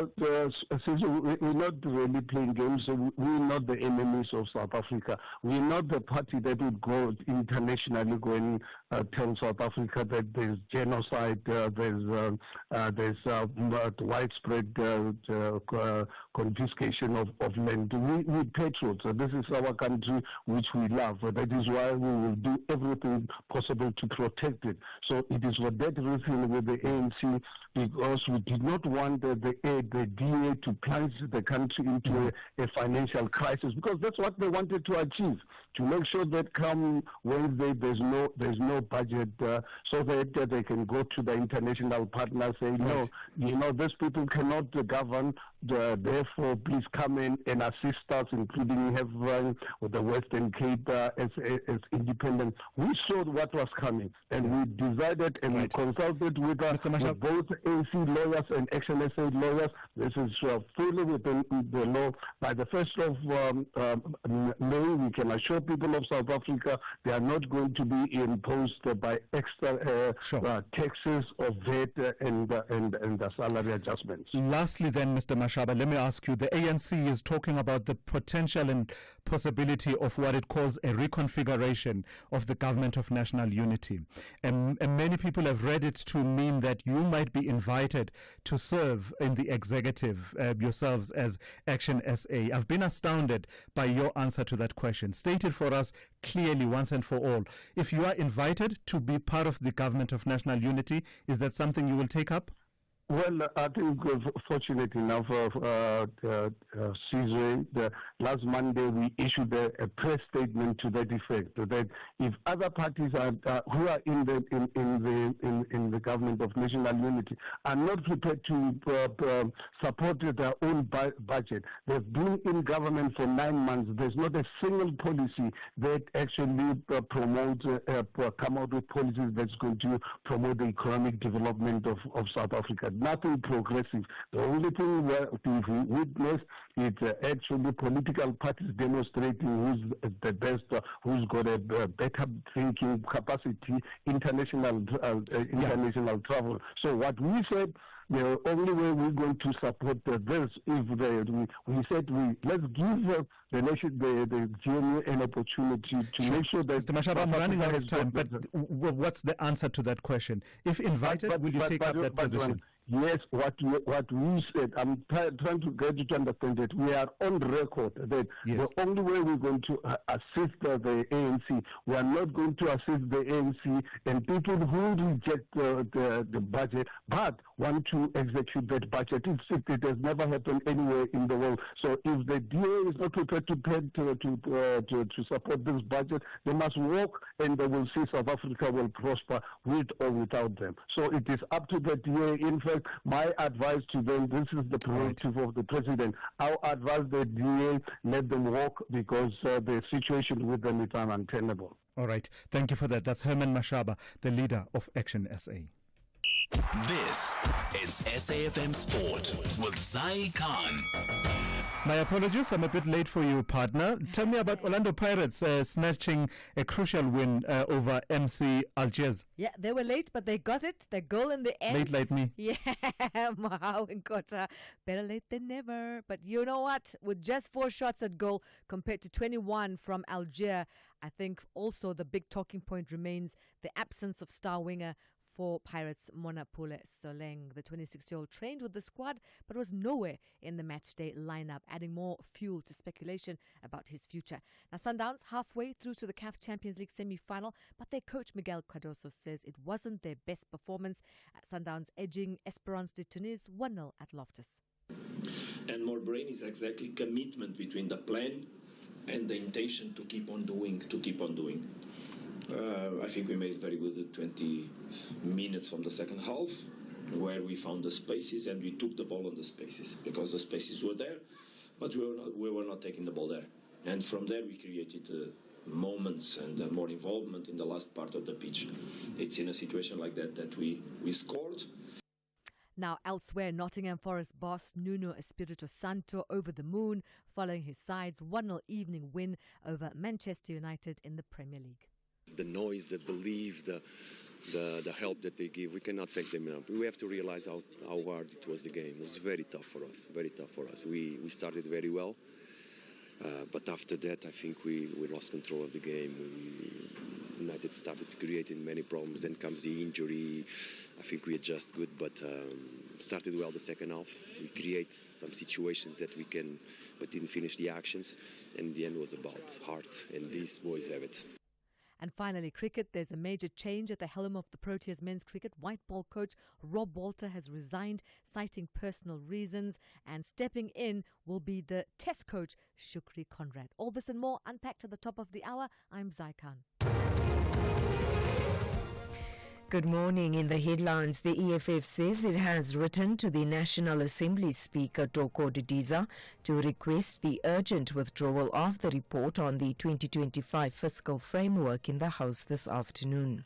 The ANC says it will not conform to the DA's demands just to garner the party support for the proposed budget. The ANC says the DA is willing to support the increase in VAT provided that transformation-related legislation is reversed. And 29 candidates from 16 political parties will contest by-elections in the Eastern Cape, Gauteng, KwaZulu-Natal and Limpopo today. I'll have details on these and other stories at 8. SAFM, guiding you through the rush hour traffic. Just having a look at the four-ways area. If you're motoring that side, you'll be quite amazed how many traffic lights have been fixed up lately and working. It's a situation that was left just to deteriorate. The President stepped in, announced his displeasure at the situation, not only in four-ways but across the region. And, fingers have been pulled and action has been put into place. And you can see that right through four-ways. A very, very much improved situation for motorists, improving mobility following that intervention from the presidency. The N1 north from Randburg through to Sunning Hills, pretty heavy this morning. A breakdown near Rivonia Road. Crash on the N12 at Craft Road. If you're moving in from Boxburg and Benoni, that's quite heavy. Queues from Jet Park and also a collision on the R59 north coming up to Michelle Avenue. That is also a very high volume route these days. A lot of development down around Mayerton results in a lot of extra traffic coming up that R59 and running into that crash delay. Durban, the breakdown on the N2 northbound of Queen Nundy are being cleared, so you're sort of just reverting now to the normal backlog from the M7 through Spaghetti Junction to Westwood Mall. That's going north, southbound a breakdown before Gateway, so that's very slow. Cape Town, N2 into town, passing Khayelitsha. Earlier crash at the R300 is being cleared, but it's left a backlog of traffic coming through from Spine Road, and the roadworks on the N7, Jakes Kerwell Drive, still there this morning, and still some queues as you arrive into that sort of section just between Fort Trekker Road and the Railway Bridge. Rob Byrne, SAFM Traffic. SAFM 104 to 107 nationwide. Leading the conversation. The business update on SAFM. Good morning. Good morning to you once again in Dowling. Tell us about the taxman. SARS is raking in more than was expected, more than was projected, so more money in the kitty than the finance minister believed we had at the point at which he delivered the budget. That's right, Sula. So SARS posting a stronger than expected performance for the 2024-25 fiscal year, collecting about 1.855 trillion rands net revenue. This figure is 8.8 billion rand above the National Treasury's revised estimate of 1.846 trillion rands. Now, according to SARS Commissioner Edward Kieswetter, this achievement represents 6.6% year-on-year growth, despite lower than expected wage increases and declining fuel consumption. Now, the tax base currently stands at 33 million, with total gross revenue amounting to just over 2.3 trillion rands and refunds totaling 447 billion rands. Now, personal income tax was the largest revenue contributor, rising about 12.6% to 733 billion rands, supported by an expanding tax base and improved compliance at SARS. Corporate income tax grew by 2% to 323 billion rand, while VAT collections increased by 2.3% to 458 billion rands. Now, other notable revenue contributors included dividends tax and securities transfer duties, which rose by 9.6%. Sin taxes climbed by 11.5%. Fuel levy collections, however, declined by 6%. The rollout of that all-important two-part retirement withdrawal system also contributed to revenue in the fiscal year, with 47.7 billion rands released into the economy and about 11.8 billion rands in tax collected. So to this now, Dowling, in the aviation sector, overbooking came under the spotlight. I think it was early this year, particularly in relation to Fly-South Air. Then there was that probe and investigation by the National Consumer Commission. You're telling us this morning that probe has had an outcome. What does it say about the practice of overbooking? So the National Consumer Commission has emphasized that overbooking and overselling airline flight tickets is illegal under the Consumer Protection Act. It is important to know that the investigation into Fly-South Air is still ongoing. But in a MoneyWeb article, the acting commissioner of the NCC, Hardin Rachisusu, said the CPA prohibits suppliers from accepting payment for goods or services that do not exist. Now, this, of course, sparked by the NCC initiating an investigation into Fly-South Air's overbooking practices, as you mentioned earlier this year, following complaints from consumers who were denied boarding despite having paid for their tickets. Now, Rachisusu urged affected consumers to continue to come forward and provide information to assist the investigation and not just limited to Fly-South Air as well. Now, the CPA has specific provisions dealing with overbooking and overselling, including sections that prohibit suppliers from marketing goods or services falsely, require suppliers to provide information in plain language, and obligate suppliers to draw attention to terms and conditions that limit their liability. Rachisusu noted that Fly-South Air's responses to the investigation, including claims that overbooking is a common practice to keep prices affordable, were not well received by consumers. Now, the investigation, as I mentioned, is ongoing, with the NCC aiming to complete it by the second quarter of 2025-26. All right. So it will be interesting what the outcome is of that investigation, given the sentiment already of the National Consumer Commission.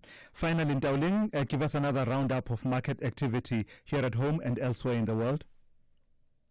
So starting in Asia, stocks mixed this morning as investors practice caution ahead of the tariffs announcement later today. With that, the Japanese Nikkei trading higher, up over 0.33%. The Hong Kong Hang Seng, in the meantime, trending lower, down 0.06%. Meanwhile, in Wall Street, futures in negative territory, somewhat in line with what we saw in yesterday's session as trade remains volatile. Then coming back home, the JSE staging a recovery in yesterday's session, with the all-share closing over 1% higher. The rand, however, on the back foot this hour alongside other emerging market currencies. It's sitting at 18.53 to the dollar. All right, thank you for that. That's Dowling Lechela. She's always right on the money. Look out for more of her insights. She'll be back just after 8:30 here on the Morning Brief, in which update she will also give you a sense of how the markets are likely to be looking on this Wednesday. Whether it is a CCMA referral, problems with a mechanic, or unfair blacklisting, Clientele legal plans are affordable, and you receive up to 670,000 rands worth of legal services per year. We cover civil, criminal, and labor-related matters. Our legal team will be your support 24 hours a day. SMS SAFM to 32195. That's SAFM to 32195. Clientele General is an authorized FSP and a licensed non-life insurer. T's and C's online. Standard rates apply.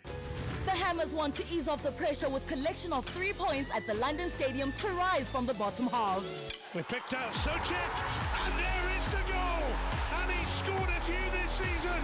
However, the Cherries believe a top half finish will be a good cherry on top. Crosses towards the back post, looking for Tavernier! Who side-foots it past Vicario! And that is brilliant from Bournemouth! This is the Premier League. Be part of the thrilling contest between West Ham United FC and AFC Bournemouth on Saturday, 5 April at 3:30 p.m. live on S3. Also available at your fingertips on SABC Plus. Proudly brought to you by SABC Sport. for the love of the game. Call Thulasizwe now, 086 000 2032. Let me start with a call from Donald in Rustenburg. Good morning to you, Donald. Do you want to respond to the call we took earlier on from our caller, Savage?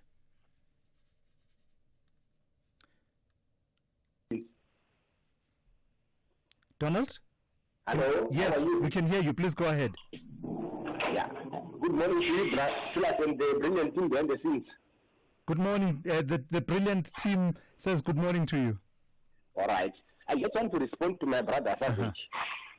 I don't know, maybe he was not close to the radio on that day, on that one.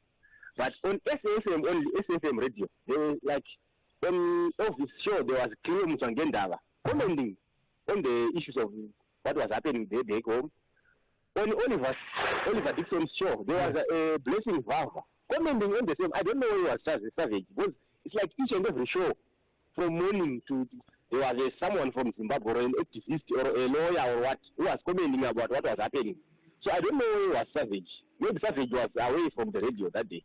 So I hear you, Donald. I suppose let me just challenge you a little bit. Could it be that what Savage is talking about is a more visible campaigning by Zimbabweans in the diaspora about issues back home? So not just based on that particular day, but quite visible. The campaigning ongoing, the lawyers that are involved in issues like the ZEP championing these matters back home consistently. Yeah. All those lawyers, Human Rights Watch, they're on the ground. The Zimbabwe Crisis Coalition, the Zimbabwe Democracy Institute, all those organizations, they were commenting. It's only that Savage. I don't know who was he. We all know we were there. We're participating. It's not like we are lacking participation when it comes to our matters. We're there. We went to vote in previous elections. Yes. Zimbabweans are very, very passionate about their country. Sure. It's not like, we are very passionate. Okay. We always, on the ground. So Savage was very far away from the radio. All right, 100%. Thank you for that. That's Donald there responding to a call that we took a bit earlier on that was challenging particularly Zimbabwean human rights lawyers who are involved in all sorts of litigation with the government of South Africa, especially around the issues of the ZEP permits, saying that they should be equally vocal about issues playing themselves out back in Zimbabwe. Kevin, good morning. You want to talk to me about the DA and the ANC this morning? Good morning, sir. How are you doing? Very well. How are you? I'm well. Thank you. Thank you for the opportunity. Sure. I want to speak about the DA and the ANC coalition. All right. Yes. From what we've seen from the outside, when we first heard about them getting together, I asked my friends, I said, hey, how can an opposition go with these people? Because they're pulling weight on two different sides. And then my friend said to me, hey, you know what, it's better like that. I said, what do you mean? He said, when there's a decision to be made, the opposition is not on the outside anymore. Yeah. It is in the inside. Yes. So now, these guys this is reality. There's no one must be scared that the coalition is going to fall. If there's anyone to be scared, it has to be the ANC. Because then they will be defaulting on the fact that they don't have a majority. But the point is that I'm still trying to get clarity from legal advice as to the policies of the ANC, of the coalition. It's because I have a feeling, just a feeling, that's why I need clarity, that it's very ambiguous. It's allowing these people to manipulate the system that they're doing. They were short of a percentage to go into parliament, so they went into coalition with the DA, and now in Johannesburg, they would Action SA. Yeah. Now, now they're jumping around. Gotcha. They're giving them... Kevin? Yeah. Now, I hear the point you're making. Thank you for that. Just a bit of to add to what you are saying. They've always maintained, have these political parties, that their agreement to form what they call a government of national unity at national level does not tie them up in terms of cooperating at all spheres of government. So that's always been clear that, at local government level. There was at some point a conversation about, let's stabilize local government. But in the end, it became quite clear that provinces like Gauteng chose to take a different path. In municipalities, the coalitions are quite fluid. They don't strictly follow the lines of what you see at a national level. Let me take one or two of your voice notes. One responding to the conversation we had earlier on with Willie Okamp of the DA. Morning to us. I think Willie Okamp just stopped short of saying Heme Mashaba is like a snake in the grass. I mean, it's so interesting. You've got to love politics. You know, in Sotera they say, this is interesting. This is very, very interesting. These guys, even Mashaba said he'll never ever work with the ANC, and he's turning around, he's doing it exactly that. Yeah. Have a good day to us. Thank you for that. And he says he will, at the words he used, if we are invited, we will gladly take up that offer, said Herman Mashaba. And I saw Clement Manyatela on Face the Nation asking him personally to say, you, Herman Mashaba, would you take up a position within that cabinet? And he says, I would reluctantly take it up because, I'm a businessman. I would want to go and go back into business. But if I'm needed to serve, that's exactly what I would do. So there you are. That's where we are today. Good morning. Listening to him and Mashaba makes me laugh. This is exactly the reason why I didn't vote for Action SA, because he's so obsessed with the DA. It's the most ridiculous thing. Instead of just getting on with what he wants to get on with, he's so obsessed with the DA. And yet, look at the Western Cape, how well they run, and things work. All right? So, until other provinces and other parties can do the same and not run South Africa into the ground like they have done, then let's talk again. But Herman Mashaba, come on, man. Yeah. I really thought you were better than that. I hear the point you're making, but can I just put this on the table? My sense is that the obsession cuts both ways. I genuinely believe that the obsession with one another, it cuts both ways between the DA and the Action SA. The rivalry there, and I've spoken about it in the past, the rivalry is just so intense. Even in the statement that the DA issued in response to developments in the Portfolio Committee yesterday, at the heart of it, it was addressing Action SA and saying that Action SA has gone and betrayed South Africans. In fact, I think the word they used is that word of betrayal. So there's no love lost, certainly, between Action SA and the Democratic Alliance. You've seen it even elsewhere in other parts and other spheres of government. Let me quickly take one that has to do with the conversation about the Independent Police Investigating Directorate, IPID, and what it's been saying and the probe into the provincial commissioner in KwaZulu-Natal of the SAPS, Nhlanhla Mkhwanazi. Morning, Flores. IPID, its job is simple. Is to investigate and come with findings and talk on the basis of what they have found. Because their job, as you are saying, is to investigate in Klegas and then come with the findings. Now, they are talking like they are now a political party. No, because we've seen so many. Yes, we've seen so many. Yeah. So we, the public, we don't know. They are authorized to investigate and they must come with the findings and talk on those bases. Not this thing that they are doing. They are being political now. Thank you, Vian and Orange Farm. Thank you, Vian. I guess what you're saying is you would rather have them talking about findings as opposed to observations at this particular point. Let me quickly take a call from Eddie in Cape Town. Eddie, good morning. You want to talk about the ANC and the DA?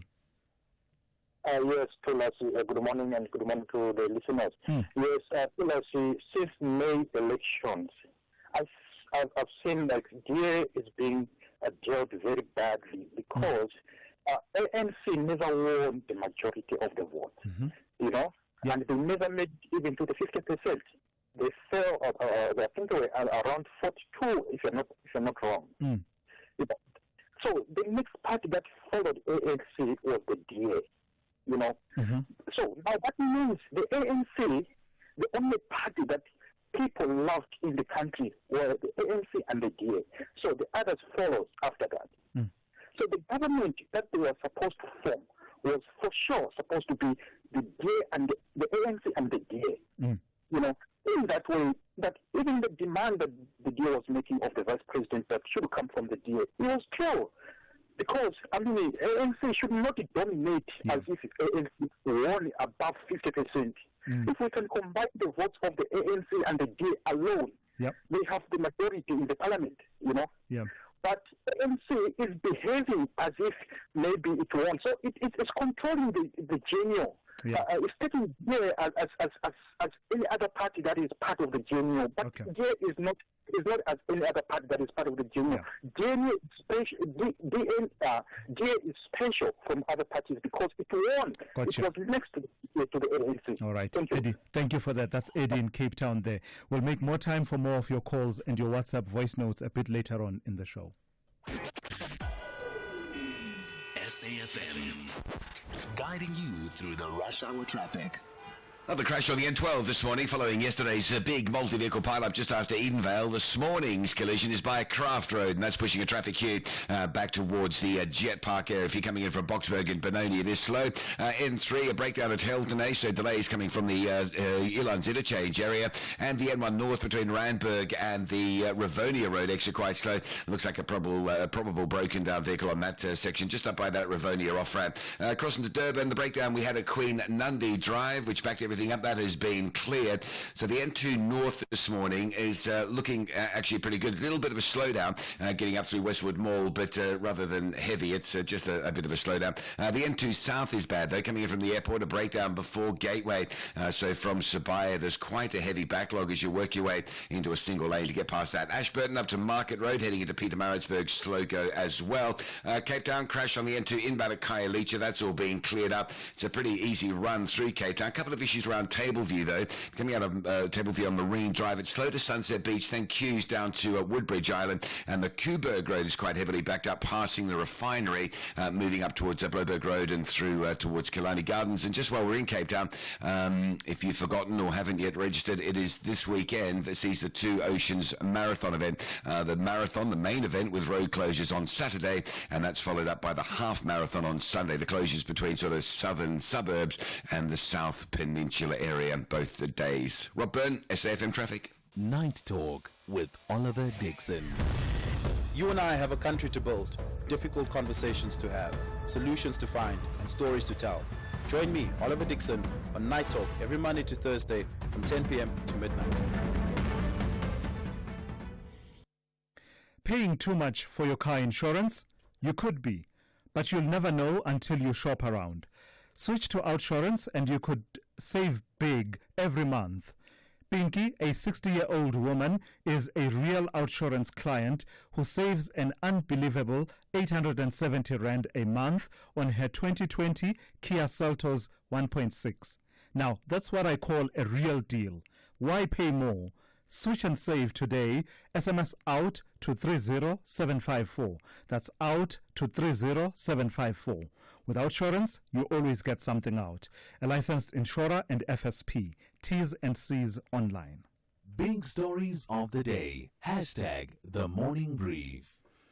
6 minutes to 8. Let's turn to analysis of the stories we've been discussing this morning. Well, reconfiguration. Reconfiguration is once again the buzzword from the ANC. This time around, the party is warning that the collapse of budget talks with the Democratic Alliance could lead to a reconfiguration of the Government of National Unity, especially if what it views as political point scoring continues to influence the discussions. ANC Secretary General Fikile Mbalula has emphasized the party's commitment to the GNU, but has also revealed that continued disagreements could force a reassessment of its structure. Let's unpack all of these developments. I'm joined now by Ongama Mtimka, who is a political analyst. Good morning to you, Ongama. It's good to talk to you after a while. So what do you make of all of these moving parts? There was an attempt by the president and John Steenhuisen to iron out issues, but parallel to that, Action SA was slowly taking center stage in how this is going to play out, and basically taking us to the brink of what the DA considers to be a red line that would make their continued existence in the Government of National Unity untenable. Good morning to you and your listeners, Tula. So a number of things are happening here. One, a budget process is a process in itself that's important for the functioning of government. However, it's become a proxy issue or battle, if you like, for whether or not the GNU can continue going forward. And I think what makes it problematic in terms of how both major partners in the GNU are approaching negotiations about the substantive issues is precisely this point, because if you look at, for example, sentiments out there, there is a strong domestic focus on having tax, as minimal as possible. So tax relief is crucial, given the highly expensive, life in South Africa or cost of living. While also from international stakeholders' perspective, the issue is whether a government that is seen to be the most prudent among all the political alternatives can in fact withstand this process.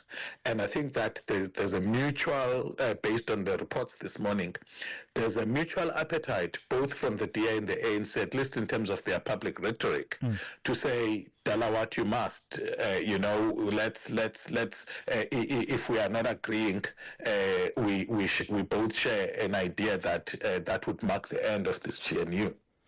And then into this picture then, Ungama, tell me about the entry into the picture of Action SA. Are you surprised that this is happening and the way that it's playing itself out? I don't know, I got the sense that I was wondering why it is that proposals that exclude a 0.5 percentage increase in VAT were not accepted when they were coming from parties such as the DA, but they've become acceptable as soon as they were presented by Action SA. What more do you read into that the acceptability of the Action SA proposals by the ANC? Sure, that's been approached from two perspectives. There's a view, especially from other opposition parties, that Action SA was duped into this, into a make-believe process that otherwise is not going to hold. But also there's another view, which in my view is I'd like to hold, that just as the EFF, the DA, and others at Portfolio Committee yesterday were of the view that their inputs amounted to amendments, that they were recommending for the House. I think the Action SA actually also are in the same position as them. I remember also Mark Burke as well as Senator Tambo insisting on the kind of resolution they wanted to be included in the committee. I don't know if the reports are true that this morning they are threatening interdicting the process, which in my view would be interesting and contradictory as far as the EFF is concerned, subject to whatever it is, that they are threatening and interdict about coming out in the open. On one level, I saw Sinao saying to Action SA, explaining procedure to Action SA, we've approved the fiscal framework and the recommendations don't matter. Yet yesterday, they and the DA were making recommendations which they wanted to be phrased in such a way that they would matter going forward, even if there's an understanding that the fiscal framework has been approved. So my view is that Action SA is actually providing a way of escape in the process, and the ANC cannot just choose to ignore what that agreement has been. And the accusations have been that they failed to reach that same agreement with the DA because of other things that have been used as a bargaining mechanism, as well as the expenditure cuts that have been proposed. All right, let's leave it there for this morning. Thank you for your time and your insights. That's Dr. Ongama Mtimka, who is a political analyst. So yeah, we are all in and set for what is going to be quite an intriguing day to see how it all plays out when the various bits of legislation, the money bills that make up what you and I call the budget, come up for the vote this a bit later on today, particularly the fiscal framework and revenue proposals. That's where all of this conversation fits in. At 8 a.m., let's check in with N. Musa with the latest news.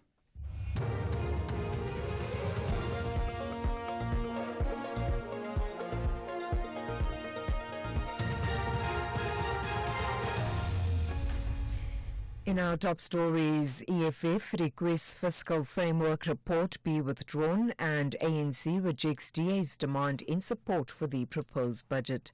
Good morning. The EFF says it has written to the National Assembly Speaker Toko Didiza to request the urgent withdrawal of the 2025 fiscal framework report in the House this afternoon.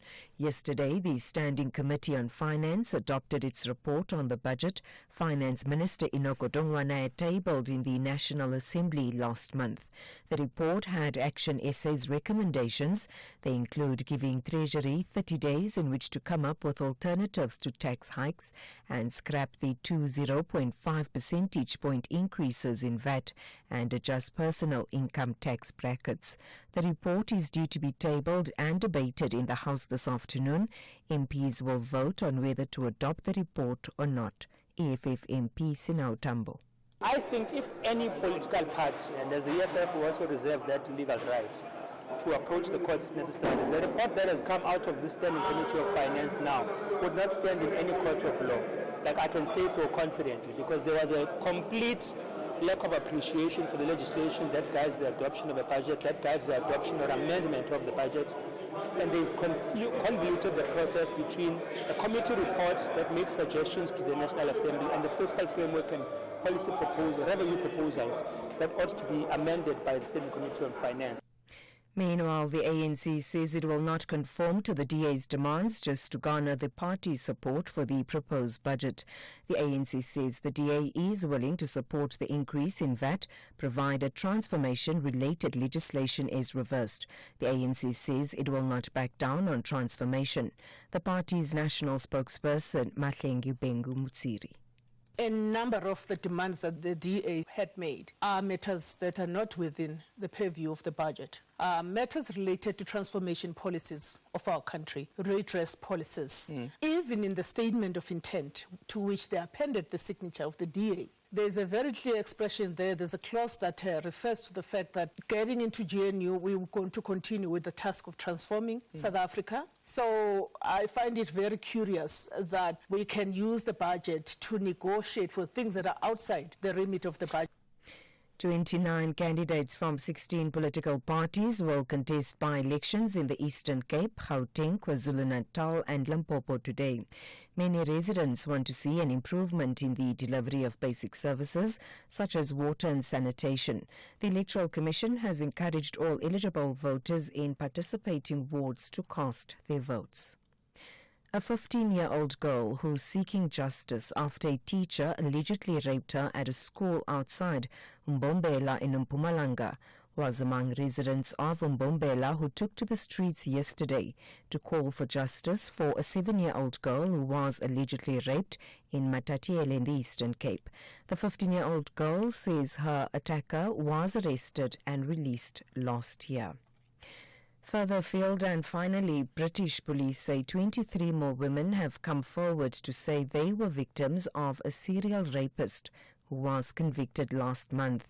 Zenhozo had been studying at University College London when he was caught. He had been found guilty of raping 10 women, including 7 in China. Zo had spiked the women's drinks and filmed his assaults. The BBC's Daniel Sanford reports. The police have described Zenhozo as potentially one of the most prolific sexual predators ever seen in the UK. Detectives said they'd recovered videos from his devices suggesting he may have raped another 50 women, and they appealed for potential victims to get in touch. As a result, 23 women have contacted the Metropolitan Police, some of whom do not appear in the videos detectives have recovered, making the number of his possible victims even greater. Recapping the top story, the EFF says it has written to the National Assembly Speaker, Toko Didiza, to request the urgent withdrawal of the 2025 Fiscal Framework Report in the House this afternoon. For SAFM News, I am Anne Musa. SAFM, guiding you through the rush hour traffic. It's busy on the eastern side of Joburg this morning. N12 crash at Craft Road, still causing delay coming through from Jet Park Road. Also now a crash on the N3 north at Heldenay, so the run-up passing Cement Factory coming through from Elands is busy. And a collision on the R59 at Michelle Avenue. Delays coming through from Swat Copies Road into that. Straight through the middle of Joburg, still plenty of pressure on the Mike 1 Boysons, right through to about Caller Drive in the Melrose area. Pretoria, there's been a crash on the M1 north at Garsfontein. That's pretty quickly back through Rigel and back towards the R21. So that N1 up towards Garsfontein looking jam-packed. A breakdown coming into Durban from the airport between Sabaya and Gateway. That is quite heavy as you squeeze into a single lane. In Cape Town, well, you can tell, having an overhead look at the traffic flows, that it is school holidays. Highways are a lot lighter than normal. The standout, the big exception, though, is the N1 inbound. Plenty of traffic along that route this morning from Plattekloof Hill right through to the city centre. Rob Byrne, SAFM Traffic. A very good morning to you in your SFM Sports Headlines. It is action tonight. Stellenbosch FC are facing the mighty Zamalek, a historic showdown happening in Cape Town. And another historic moment for cricket. Shukri Conrad, the successful red ball coach, to lead the Proteas in all formats. Details around just before 8:30.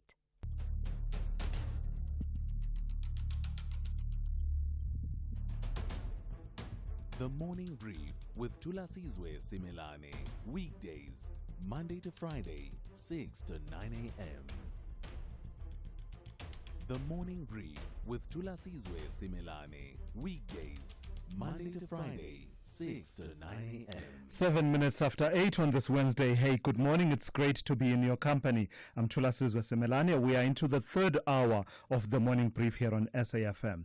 So what's dominated the conversation between you and I this morning has really been the political machinations and the shifting sands of politics that we are observing around the impasse on the budget. The budget set to be voted on in the National Assembly a bit later on today, particularly the fiscal framework and revenue proposals. That's where this debate around whether or not to introduce a 0.5%, a percentage point increase in value-added tax this year and another one of the same size next year. That's where that debate has been playing itself out. And now there's a proposal by Action SA who are saying that actually it is possible to vote and adopt the budget now and give National Treasury 30 days to work on steps to find new revenue such that the VAT increase does not kick in on the 1st of May. So that's where we are, and also dominated by this talk of what the ANC is calling the quote-unquote potential for reconfiguration of the national government if there continues to be this level of disagreement between the parties, particularly between the DA and the ANC. So weigh in on those issues. I'll welcome your calls on it, but also a lot of you responding to what has been said by Pop Crew in KwaZulu-Natal and others around the plight and the investigation into the Provincial Commissioner and Nhlanhla Mkhwanazi, the reactions of various sectors of society to that IPED investigation. I'll take your calls. The number to dial is 086 000 2032. I'll take your WhatsApp voice notes on 061 410 4107.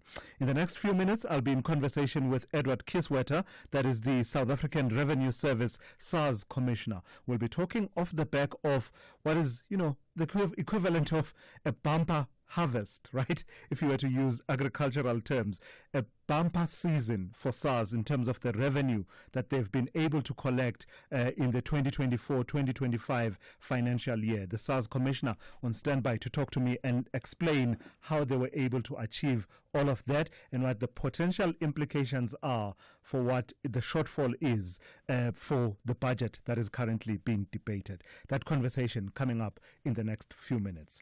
This is SAFM. We are leading the conversations that move us. The third hour of the Wednesday edition of the Morning Brief starts now.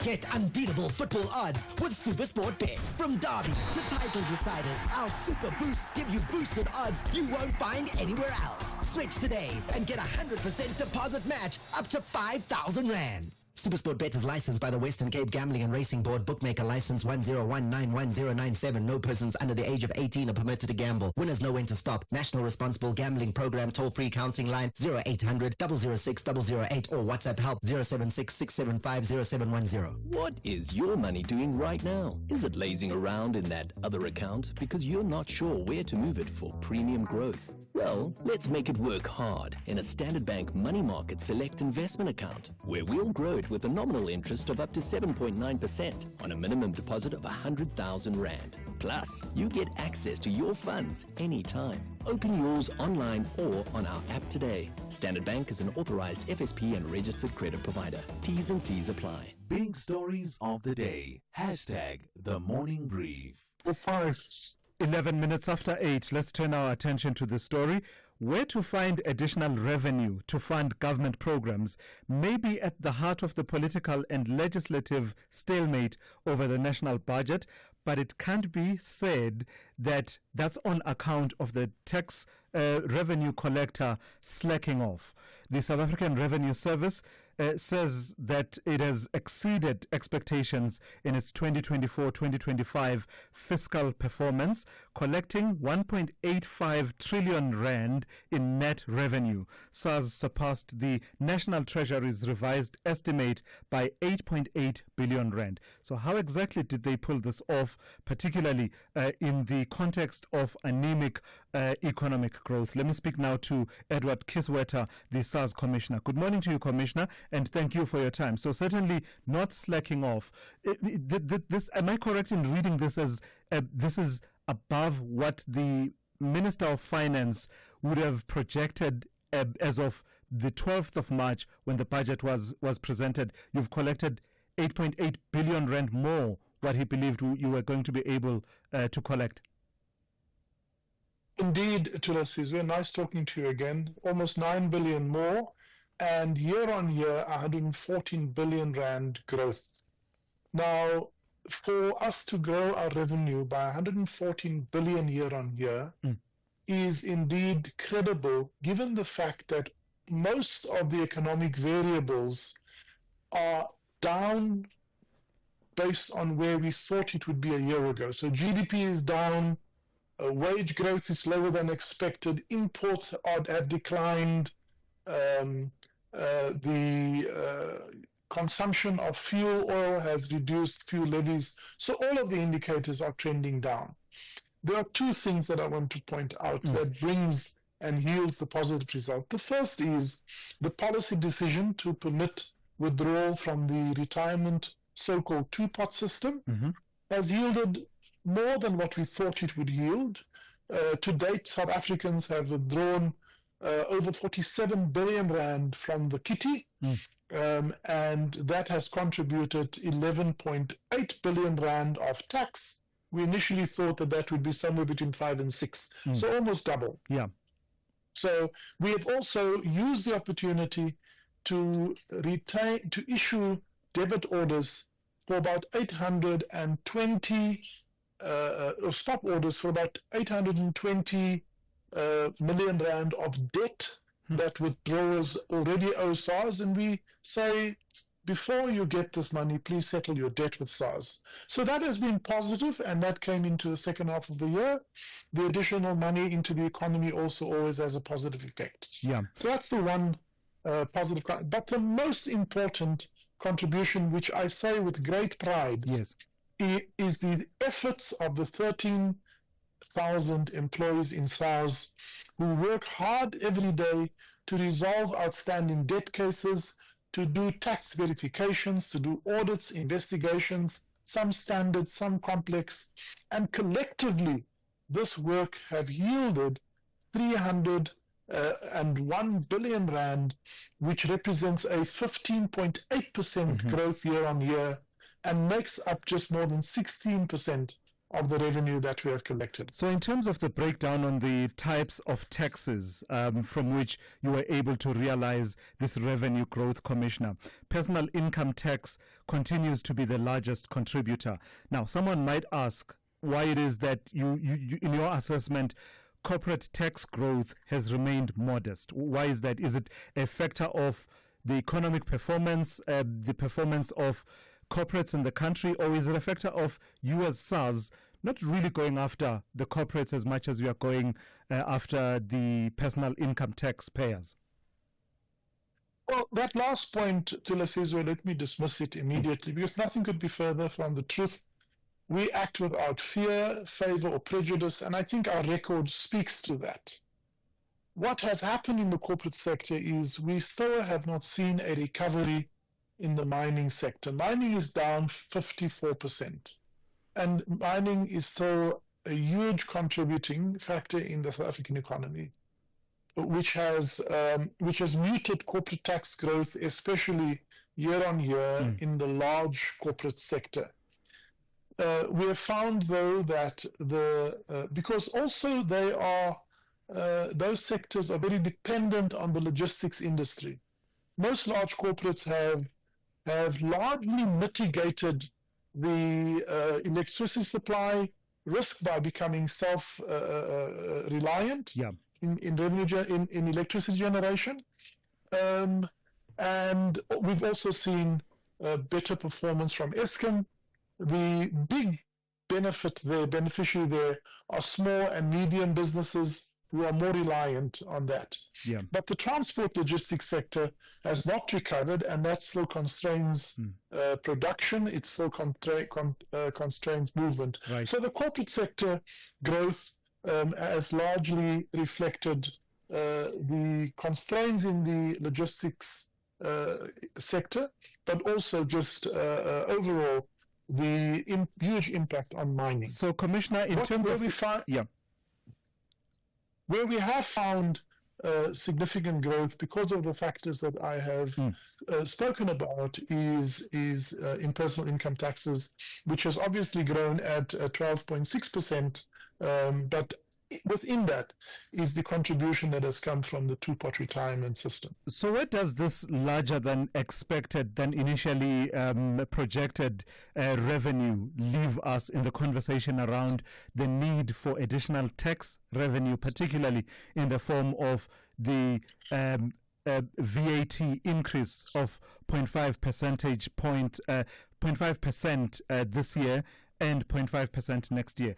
Do we still need that additional revenue, and what's your position? Has your position changed in any way as to the appropriateness of a VAT increase?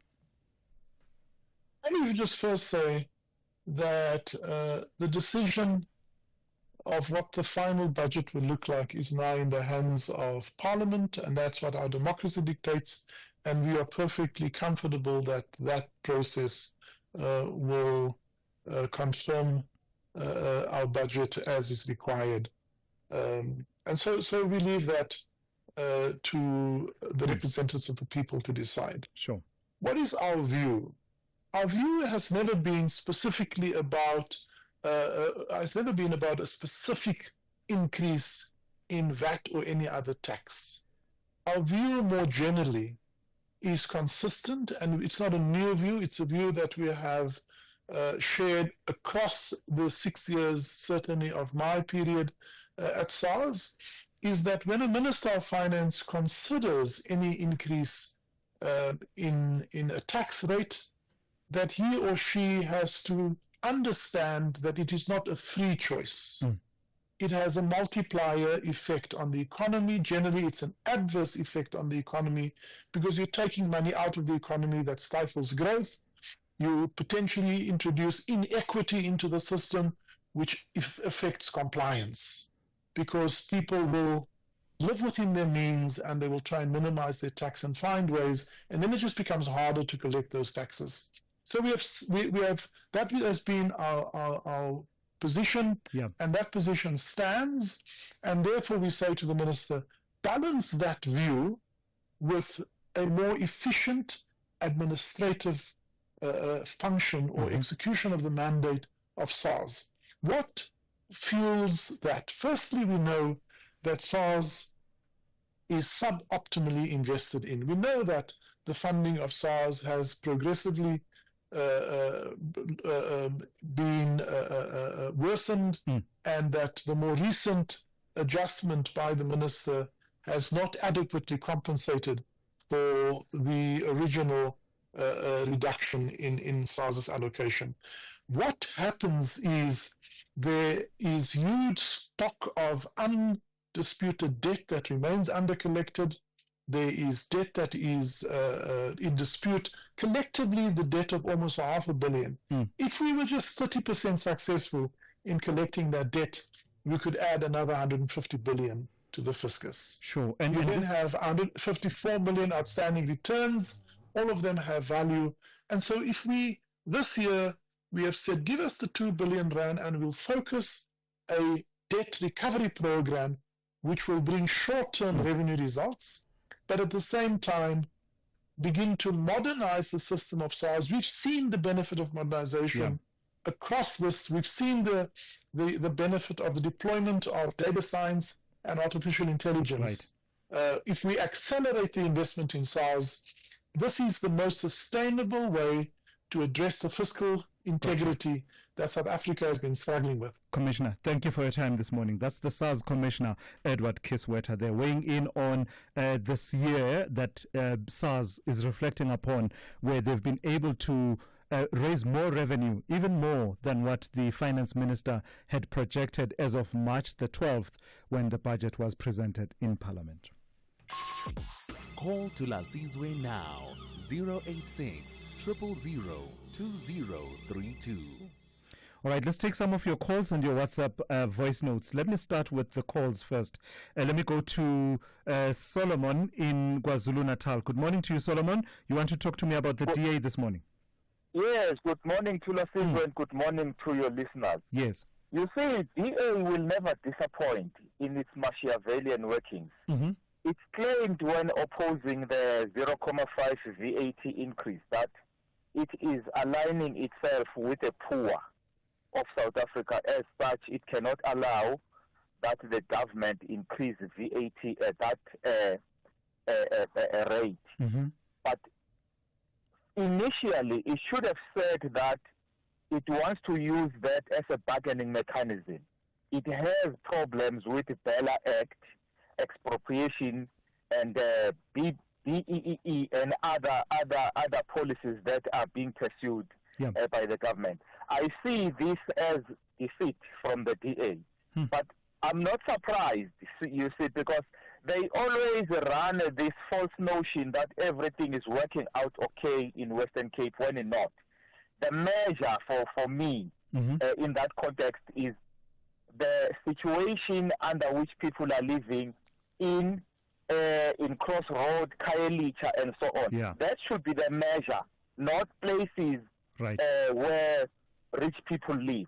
So DA will never disappoint. It will continue to represent the privileges of the few. Do you not understand their frustration, though, Solomon? Do you not understand their frustration in, as you list those policies, NHI, Bella Act, Expropriation Act, and other policies that, have really not gone their way in the past year or so, and now you add to that this debate around the budget. If you are someone who's leading a party that campaigns and wants to speak to its constituency to say, I'm standing up for your interests, wouldn't you believe that you're starting to look really bad right now? You're not winning anything. I think we should be humble at some point, all of us, to appreciate the past, which has led us to be a country which is marred with untold disparities, whether income and whatever. It should, I think, ring in its mind to say something has to be done around the property relations when it comes to Expropriation Act. And something has to be done around Bella, or rather, thank you very much, Tula. All right, Solomon, thank you for that. Let me actually take a related call. Let me speak to George in East London. Good morning to you, George. You also want to talk about the DA and the ANC and that relationship. Yes, morning, to the listeners. Okay, I've got just two points to make. Number one, regarding Herman Mashaba. Let's all agree that a clever person will always change their position depending on the situation.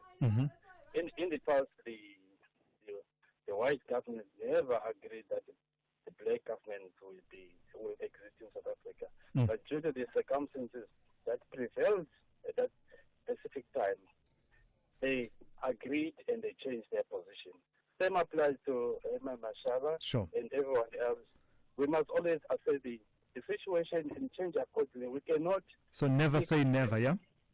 Yes. So it's not about Herman Mashaba supporting ANC, no. It's about supporting the particular decision and looking at the circumstances, prevailing circumstances. All right. And then my second point regarding DA is that, you know what, I don't want to judge ANC or DA, but when I'm looking from outside, it looks like everything which supports black empowerment or which gives benefits to the poor, a DA is always in opposition. For instance, this budget opposition, I see it as sabotaging the benefits which can come in the future from the tax. All right. Which is going to be collected. Okay, thank you for that, George. That's George in East London. Let me go to Peggy in Mpumalanga. Good morning to you, Peggy. You want to talk about the budget as well? Good morning, Tulas. I think SAFM wrote one of its own enterprise. Utsinina mnakwethu. Usho ukuthi bekufuna ngabe ngibhobha le enesport. Nakwethu bekufanele ngabe ngikhulume nabo bemabunda ngakhuluma nabo benkosi ukuthi ambane benza le njalo tangena la. You'd never know, Peggy. Please go ahead. Yeah, my brother. You know, I'm a little bit worried what's going to happen if ever ANC and the DA will reach a cul-de-sac to the government employees. And one other thing, this shows how, no matter how we appreciate the democracy and the rules of engagement in terms of our political spectrum, but I'm a little bit worried as to, do people see the pollution and the side effects of the not getting each other, non-mutual intelligibility between the parties? What will be the outcome thereof? Because I think if I was just sitting where the president is sitting right now, I would have maybe now delegated people who will speak to the progressive forces to save the situation of the country. That is what I wanted to say, Tulas, not to waste much of your time to say that. I think that is my position. I thank you. Thank you for that. That's Peggy in Mpumalanga weighing in on the issues of the budget that a lot of you are weighing in on and really just making your voices heard. Let me quickly take a voice note. This one has to do with the Action SA leader, Herman Mashaba. Hello, Tulas. You know, these days I'm just loving Herman Mashaba's book of politics. He actually learned from the best. He learned from Helen Zille. And he always catches the DA napping. And congrats to him. I'm going to vote for him. And these days, just for control. Just for control. Yeah, and that's the other thing, right? What is the consequence of all of these actions, not just Action SA, the ANC, the DA, Action SA, IFP, all of them, the voters, their constituents watching all of this, what do they make of it all, and what verdict will they present come election time? This is SAFM Sport with Zai Khan. Good morning to you once again, Zai. Tell me about Stellenbosch FC facing the mighty Zamalek. Oh, tonight it's not just about soccer. It's wine country versus Pharaoh power. So let's hope we can pull it off. Zamalek's got trophies, but you know what? Stellenbosch has got heart. So I think, and they've also got Pitso Mosimane on speed dial. That's right. As Stellenbosch FC step onto the DHL pitch tonight, it's billed as the biggest match in the club's history. The Western Cape underdogs are facing the Egyptian heavyweight Zamalek in the CAF Confederation Cup quarterfinal first leg. The Stellies coach Steve Barker believes his resilient squad can cause an upset. He even sought advice from former Al Ahly coach Pitso Mosimane to sprinkle some of that famous jingles magic ahead of the clash. Kickoff is at 6 p.m. Now, Orlando Pirates pulling off a massive win in the CAF Champions League quarterfinal, beating MC Alger 1-0 in Algiers. Mohamed Kota scored the all-important goal just after the hour mark. Mamelodi Sundowns, they are halfway to the CAF Champions League semi-final. They edge Esperance du Tunis 1-0 at Loftus thanks to a late strike from Peter Shalulile. Another match, the record African champions Al Ahly secured a 1-0 win over Sudan's Al Hilal in their quarterfinal first leg at the Cairo International Stadium. Now, there's major change at the helm of the Proteas men's cricket team. White ball coach Rob Walter has resigned, citing personal reasons, with 2 years still remaining on his contract. Walter, who guided South Africa to a historic T20 World Cup final and semi-finals at the ODI World Cup and Champions Trophy, is stepping away due to the strain of travelling between South Africa and New Zealand, where his young family is based. The Test coach, Shukri Conrad, is expected to take over across all formats. The Proteas Red Ball team has enjoyed significant success under Conrad, currently riding an 8-match winning streak. And finally, motorsport. Red Bull team principal Christian Horner has set Yuki Tsunoda one simple target: to get as close as possible to Max Verstappen. The 24-year-old was announced as Liam Lawson's replacement last week after the New Zealander was dropped just 2 races into the season. Tsunoda partners 4-time world champion Verstappen for the first time this weekend when the Japanese driver races in front of a home crowd at Suzuka. Here's Tsunoda. Very excited. I mean, can't be crazier situation than this, like first race, debut with a Red Bull car, also in home Grand Prix. I think the amount of pressure I'm going to get will be definitely one of the most I'm going to get in my life. And also the big challenge ahead that you have to get used to as soon as possible to order to perform straight away. There'll be more sport around 12:30 with John Hediker. I'm Zai Khan. Good morning. In the headlines, the Eastern Cape government has welcomed the deployment of a police specialised sexual offences unit to Matatiele. The unit will oversee the investigation into the alleged rape of a 7-year-old girl at a school in October last year. The EFF says it has written to the National Assembly Speaker Toko Didiza to request the urgent withdrawal of the 2025 Fiscal Framework report in the House this afternoon. Yesterday, the Standing Committee on Finance adopted its report on the budget. Finance Minister Inoko Dongwana had tabled in the National Assembly last month. And there are growing fears US President Donald Trump's sweeping new tariffs could trigger a global trade war. The White House says he's putting the final touches to his plans. I'll have details on these and other stories at 9. SAFM, guiding you through the rush hour traffic. Very good morning. Heavy delays on Pretoria's N1 North. It's a crash before Garsfontein. Traffic back through Rigel and back through the R21. That's a really substantial queue. If you're on the N1 heading up towards Garsfontein, off-ramp at Boerta, or come off at the R21 before you see more traffic pain. The R59 North, a very busy route. A crash at Michelle Avenue. Delays arriving up into that one on your way to Joburg. And a crash on the N3 North at Heldenays, causing delays coming off the N12 up through the Ilands interchange, passing Cement Factory and in towards that as well. Durban, the N2 coming southbound from Sabaya to Gateway has a broken down vehicle. That's still quite slow. And the first of today's trucks is broken down at Cliffdale. So automatically you drop into a single lane, you push back a queue towards Key Ridge. If it's there for too much longer, that queue will be nasty back towards Shongweni. So let's hope it clears. But if you're on your way to Pietermaritzburg, there are delays. Cape Town, as we've been mentioning, you can see it's school holidays, a lot lighter right across the board, with the exception of the N1. That is still quite a heavy delay coming in from Plattercliff Hill territory all the way to Elevated Freeway. And don't forget the roadworks, N7 Jakes Kerville Drive, one lane open just past Voortrekker Road. It is heavy, again a little bit lighter because of school holidays, but you'll still be sitting in some reasonably heavy backlogs moving from Franz Conradi down through Voortrekker Road, through the construction towards the railway bridge. Rob Byrne, SAFM Traffic. So you've heard our insurance clients talking about all the money they saved when they switched. You've thought about getting a quote, but you're not sure if they could save you money on your car insurance or if it's worth the effort.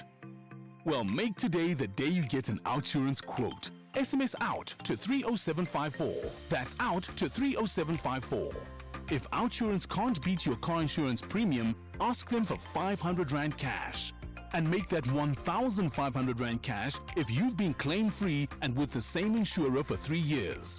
Monthly savings on your car insurance or cash in your pocket. Either way, you're a winner, like Tulani. Fast, helpful, efficient, everything was so smooth. I saved 530 bucks. Make today the day you switch and save. SMS out to 30754. That's out to 30754.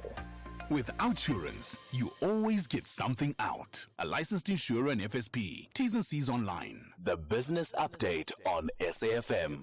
Good morning to you once again in Dowling. So two measures that you want to report on, and in both instances the arrow is pointing in the right direction and it's the right color, it's green. Let's start with factory activity for March. How's that looking?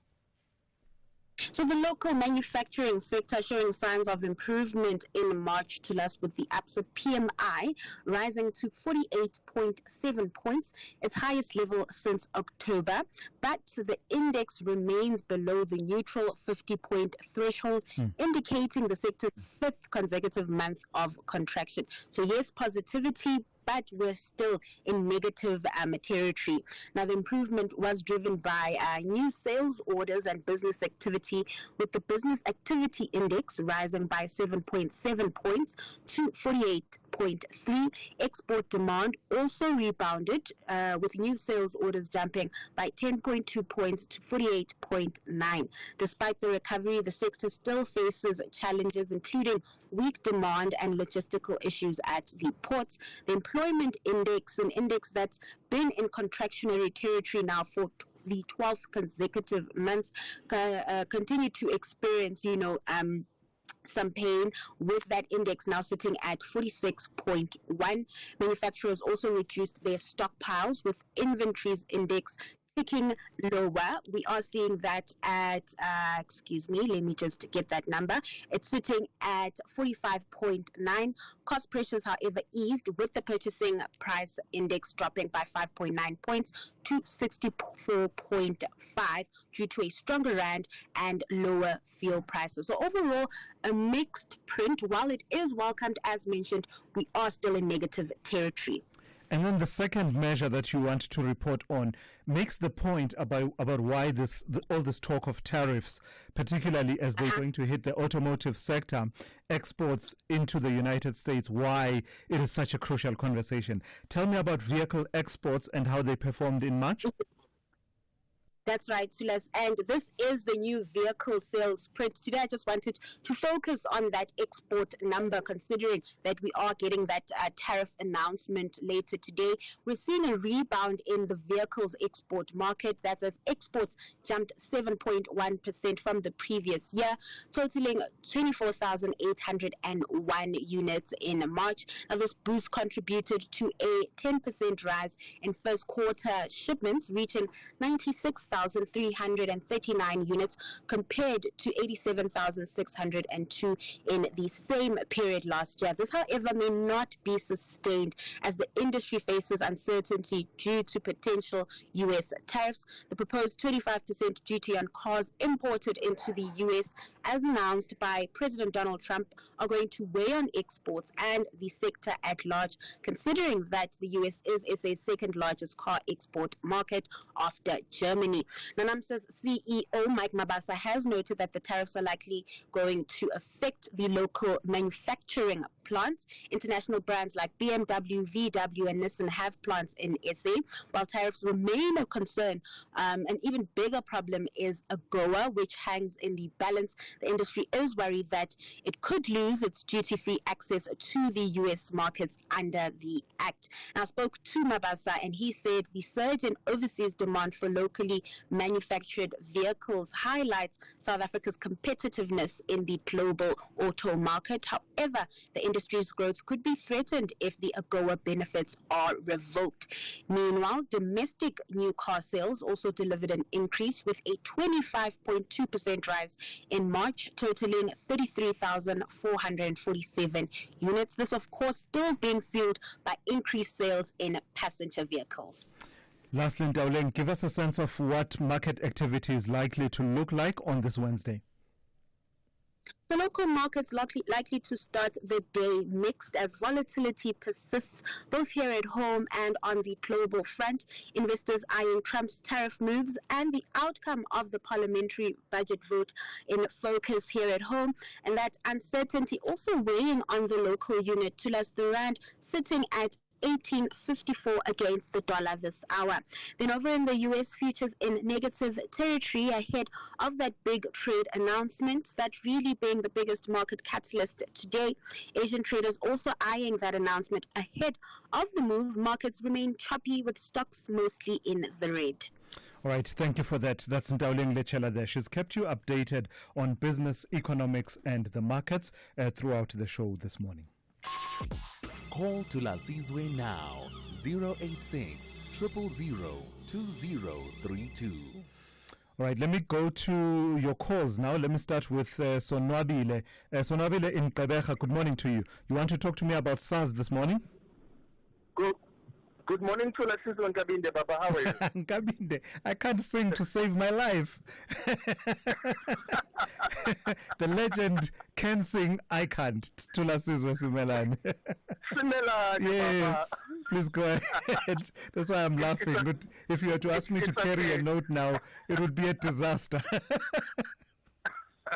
No, my bad. No, Baba. Sure. Just a quick one from my side. I'm about to enter into a meeting. I think I want to concur with you, Thulasizwe, on 2 points that you have posed to the commissioner. And I think there was a sense from me that maybe he was not being open enough, especially on one question when you ask Uguti, there's a sense in which it looks like SARS is really behind individuals in terms of tax collection. I mean, so if there are cases where businesses were not complying with tax payment, etc., so it would be nice to bring forth those statistics, and also in terms of accountability, so that as people, as individuals, we can see that really SARS is indeed behind, like your corporate, etc. Because I mean, we've seen like big businesses who are not complying with SARS, but we don't see any actions being taken to those big companies. Yeah. So really, I think on that aspect, there was a bit of question mark for me. Yeah. Then number two, on your point on the on the VAT increase, I understand when the commissioner was talking about the processes of democratization and the frameworks, etc. Yes, I understand from a theoretical point of view. Yes, I mean those processes must be followed. But I think from a practical point of view, there's a responsibility from SARS, from the commissioner to engage Treasury, to engage the minister, to say, hang on, this is what we were not anticipating. And it seems like there's a new developing trend. Because, I mean, truth be told, people will still dig deep into their savings. We've seen it even recently when the two-pot system opened in March. Majority of people tapped into their savings. Yeah. So it seems like it's going to be a continuation of a trend. All so right. there's a responsibility, therefore, for the commissioner to say, at least this trend might take us in terms of projection. All right. Therefore, So let me... Yes, Baba. Yeah. Thank you for that. Thank you for making those points. That's Sonwabile there in Gqeberha. And I think part of the story from the SARS commissioner in the explanation is that a lot of the sectors, in as far as corporate tax is concerned, are cyclical. So in mining, for example, you will have a year where revenues are just, you're raking them in, and then the cycle changes, and then you're not doing so well. And I think it gave a few other instances. Just on the number of people that are not compliant, I remember in the budget speech, the number that was put forward there was about 156 taxpayers that are not registered or are not submitting when they actually should be. Their economic activity suggests that they should be taxpayers. This is part of the conversation why SARS says the up to 7.5 billion rand that they will get over the next few years will help them and will boost their capacity to respond to those. A lot of you still responding to the conversation we had earlier on with the Action SA leader, Herman Mashaba. Good morning, Mr. Thulas. About Herman Mashaba, remember, I've heard it from your station that there are no permanent enemies in politics. So, Herman, what he has done, it's good for politics. Thank you. This is Nklanhla. Yeah, they say there are no permanent friends, no permanent enemies in politics. Good morning, Thulas. About Herman Mashaba. The gentleman hasn't answered any single question that you asked him. He tried talking, but he hasn't said anything sensible. Keep on asking, playing people back to back from what they said before and what they say now, and let them account to the people.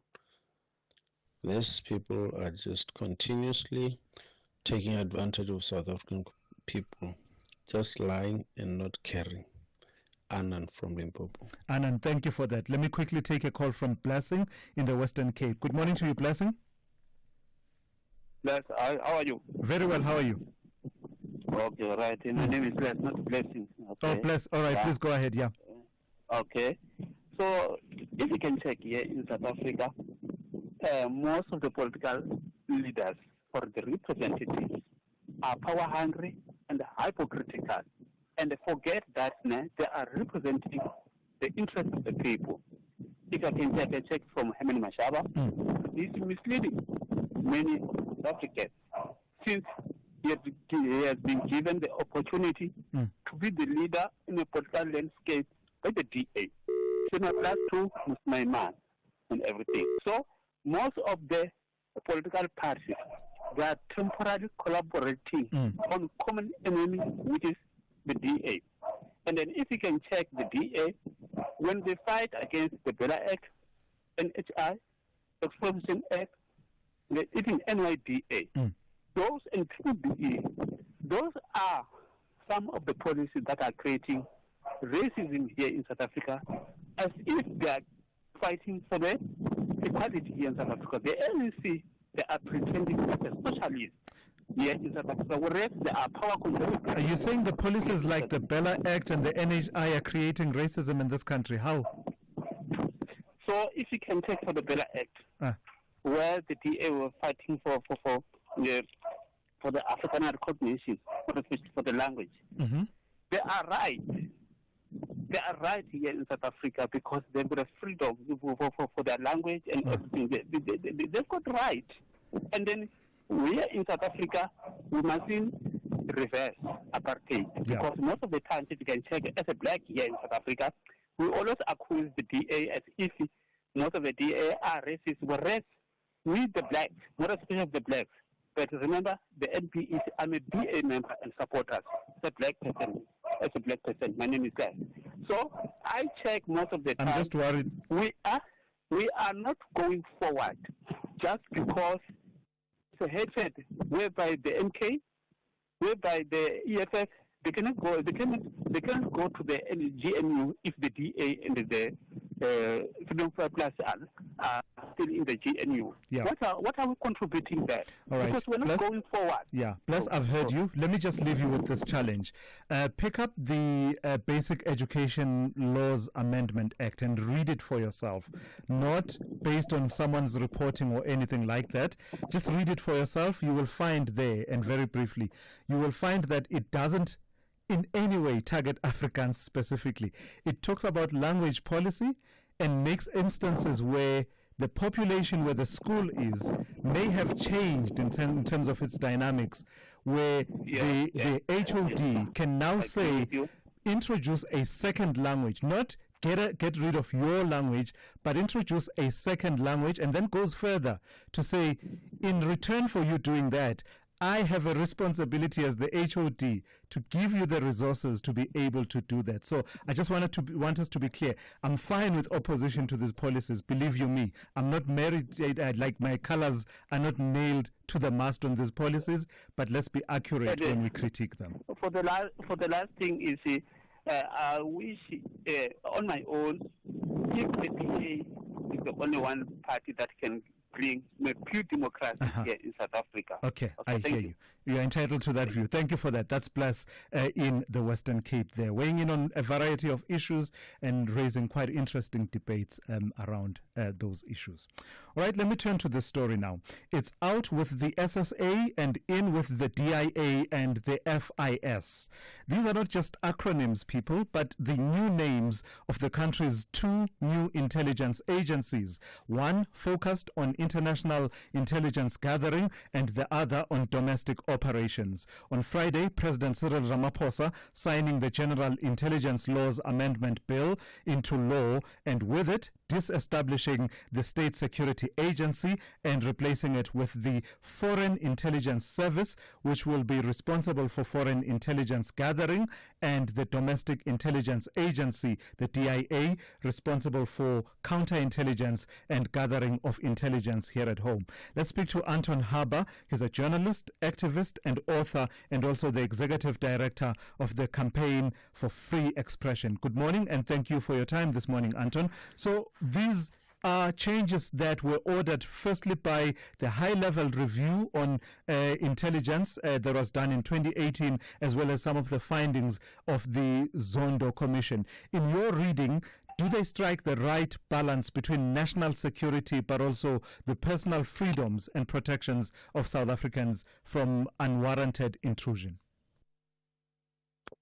Thank you very much, and good morning. Good to speak to you. You're right, this bill was introduced after the high-level report exposed the extent to which our security services had followed a political agenda and interfered in politics. And the key element they said that was missing was proper oversight of these institutions. So while much of this new act is positive, as you said, the division into a domestic and a foreign service is a good thing, but what still lacks is proper oversight of the institution. So, for example, the Office of the Inspector General remains without real power and authority.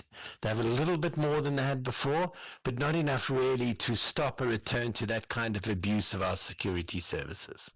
What are the concerns, Anton, that you feel are being addressed somewhat, but not fully, with that oversight over intelligence agencies not being at the level at which you would have wanted to see it? What issues specifically would you have wanted to see addressed? Okay, so two things. The first would be that the Auditor General's findings should have the force of law, as for example the Public Protector's rulings have. At the moment, we can make findings saying the SSA is misbehaving, but that's all it is a finding, and it requires others then to act on it. But we think the Inspector General should have proper powers to stop the state security agencies exceeding their mandate and interfering in politics, for example.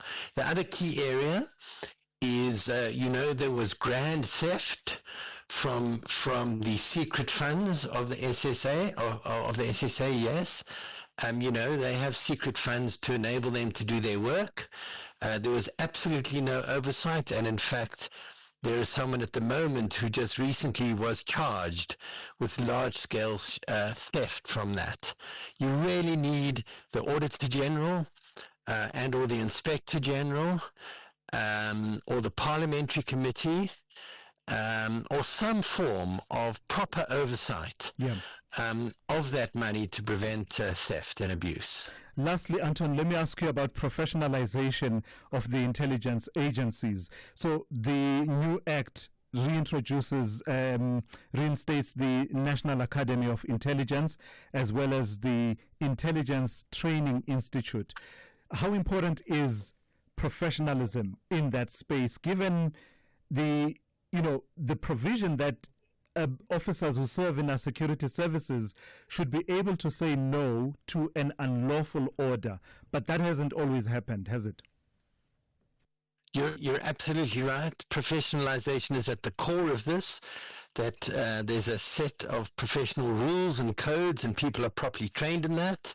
And it's a good thing that they've reinstated these institutions to give that kind of training and to set those kinds of standards, because a key element is to have a code of conduct and to empower somebody who's instructed to do something they shouldn't to say no, or to go to the right authority like the Inspector General and say this is not right.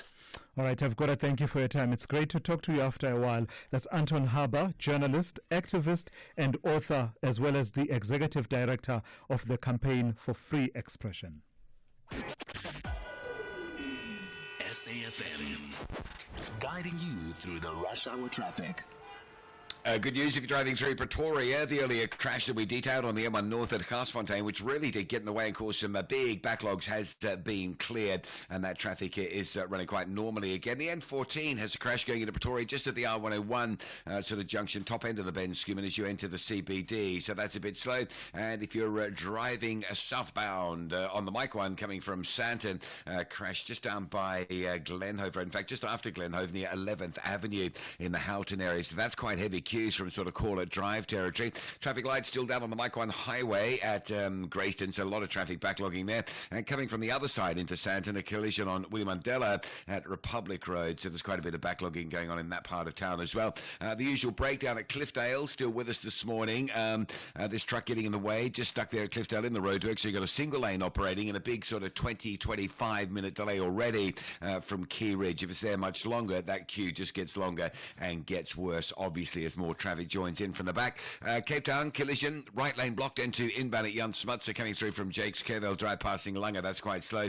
And the roadworks continuing on the N7 south at Goodwood just after Voortrekker Road, that's a delay, but it also badly snarls up Voortrekker Road through that junction as well. With your traffic update, I'm Rob Byrne.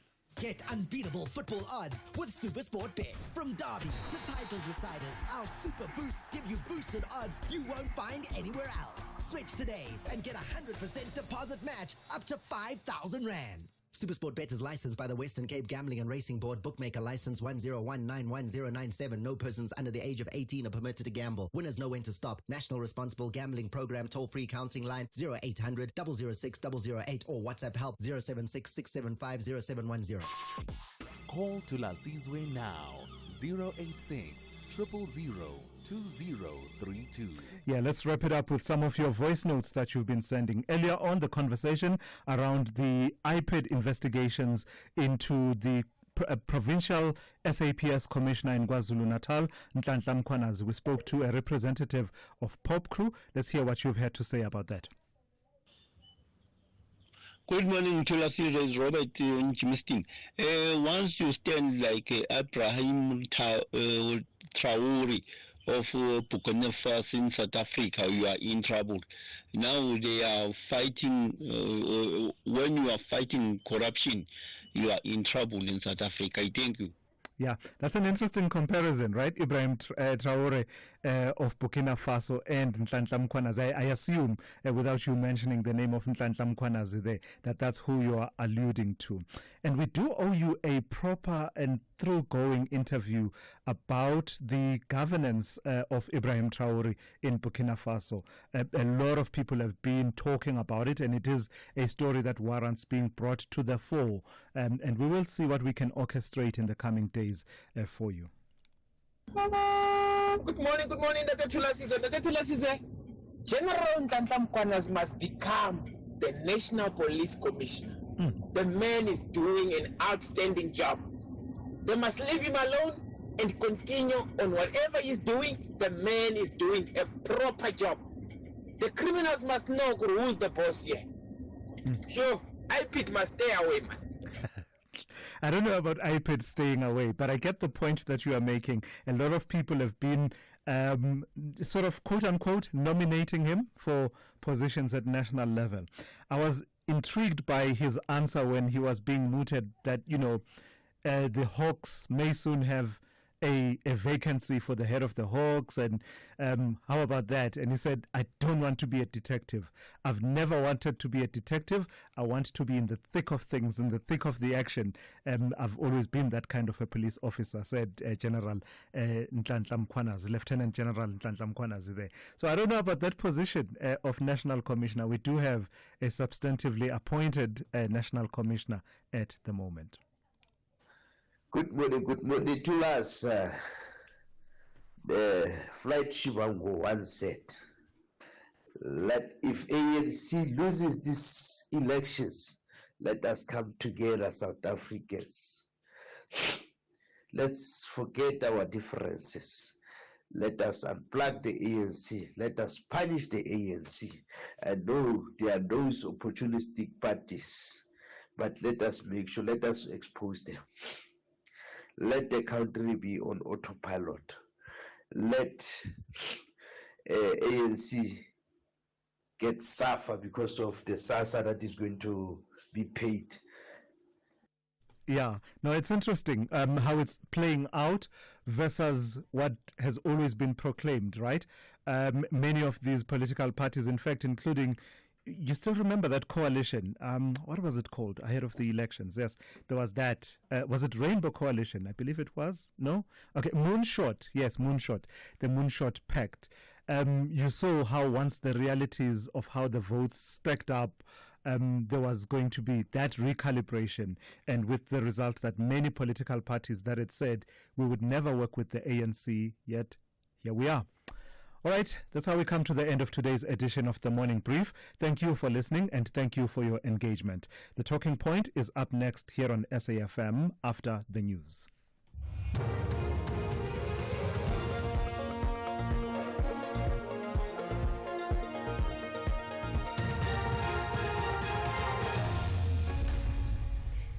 In our top stories, deployment of specialized unit to the Eastern Cape welcomed and Trump set to announce new tariffs. Good morning.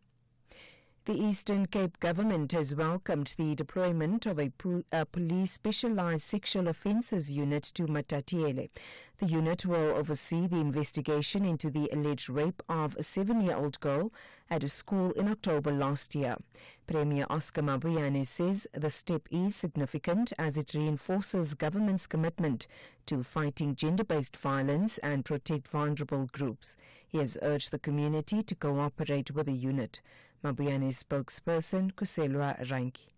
Premier Mabuyane is also in contact with the family of the victim, in particular the mother, to provide support during this difficult time, and has actioned some of the proposals that formed part of their interaction. On behalf of government, the Premier once again wishes to assure the family, the community of Matatiele and broader Eastern Cape that the matter is being investigated thoroughly. He has reiterated the province's unwavering dedication to creating safer communities for all residents, especially children. Police Minister Senzo Mchunu has commended a multidisciplinary task team for successfully conducting 2 high-profile operations in Gauteng. The first operation involved the interception of a cash-in-transit heist in Dobsonville, Soweto. 2 suspects were fatally wounded and 5 others arrested. A hijacked vehicle was also recovered. In a separate operation in Muletsane, also in Soweto, the team responded to a robbery involving 2 courier vans. 4 suspects were fatally wounded and another arrested. 4 pistols were also recovered, the police ministry spokesperson, Kamogelo Mogotsi. The fatal wounding of 6 suspects means we are now less 6 active criminals who were waiting to commit murder and robbery. Furthermore, the seizing of a total of 7 firearms means the removal of those firearms from our communities. The 2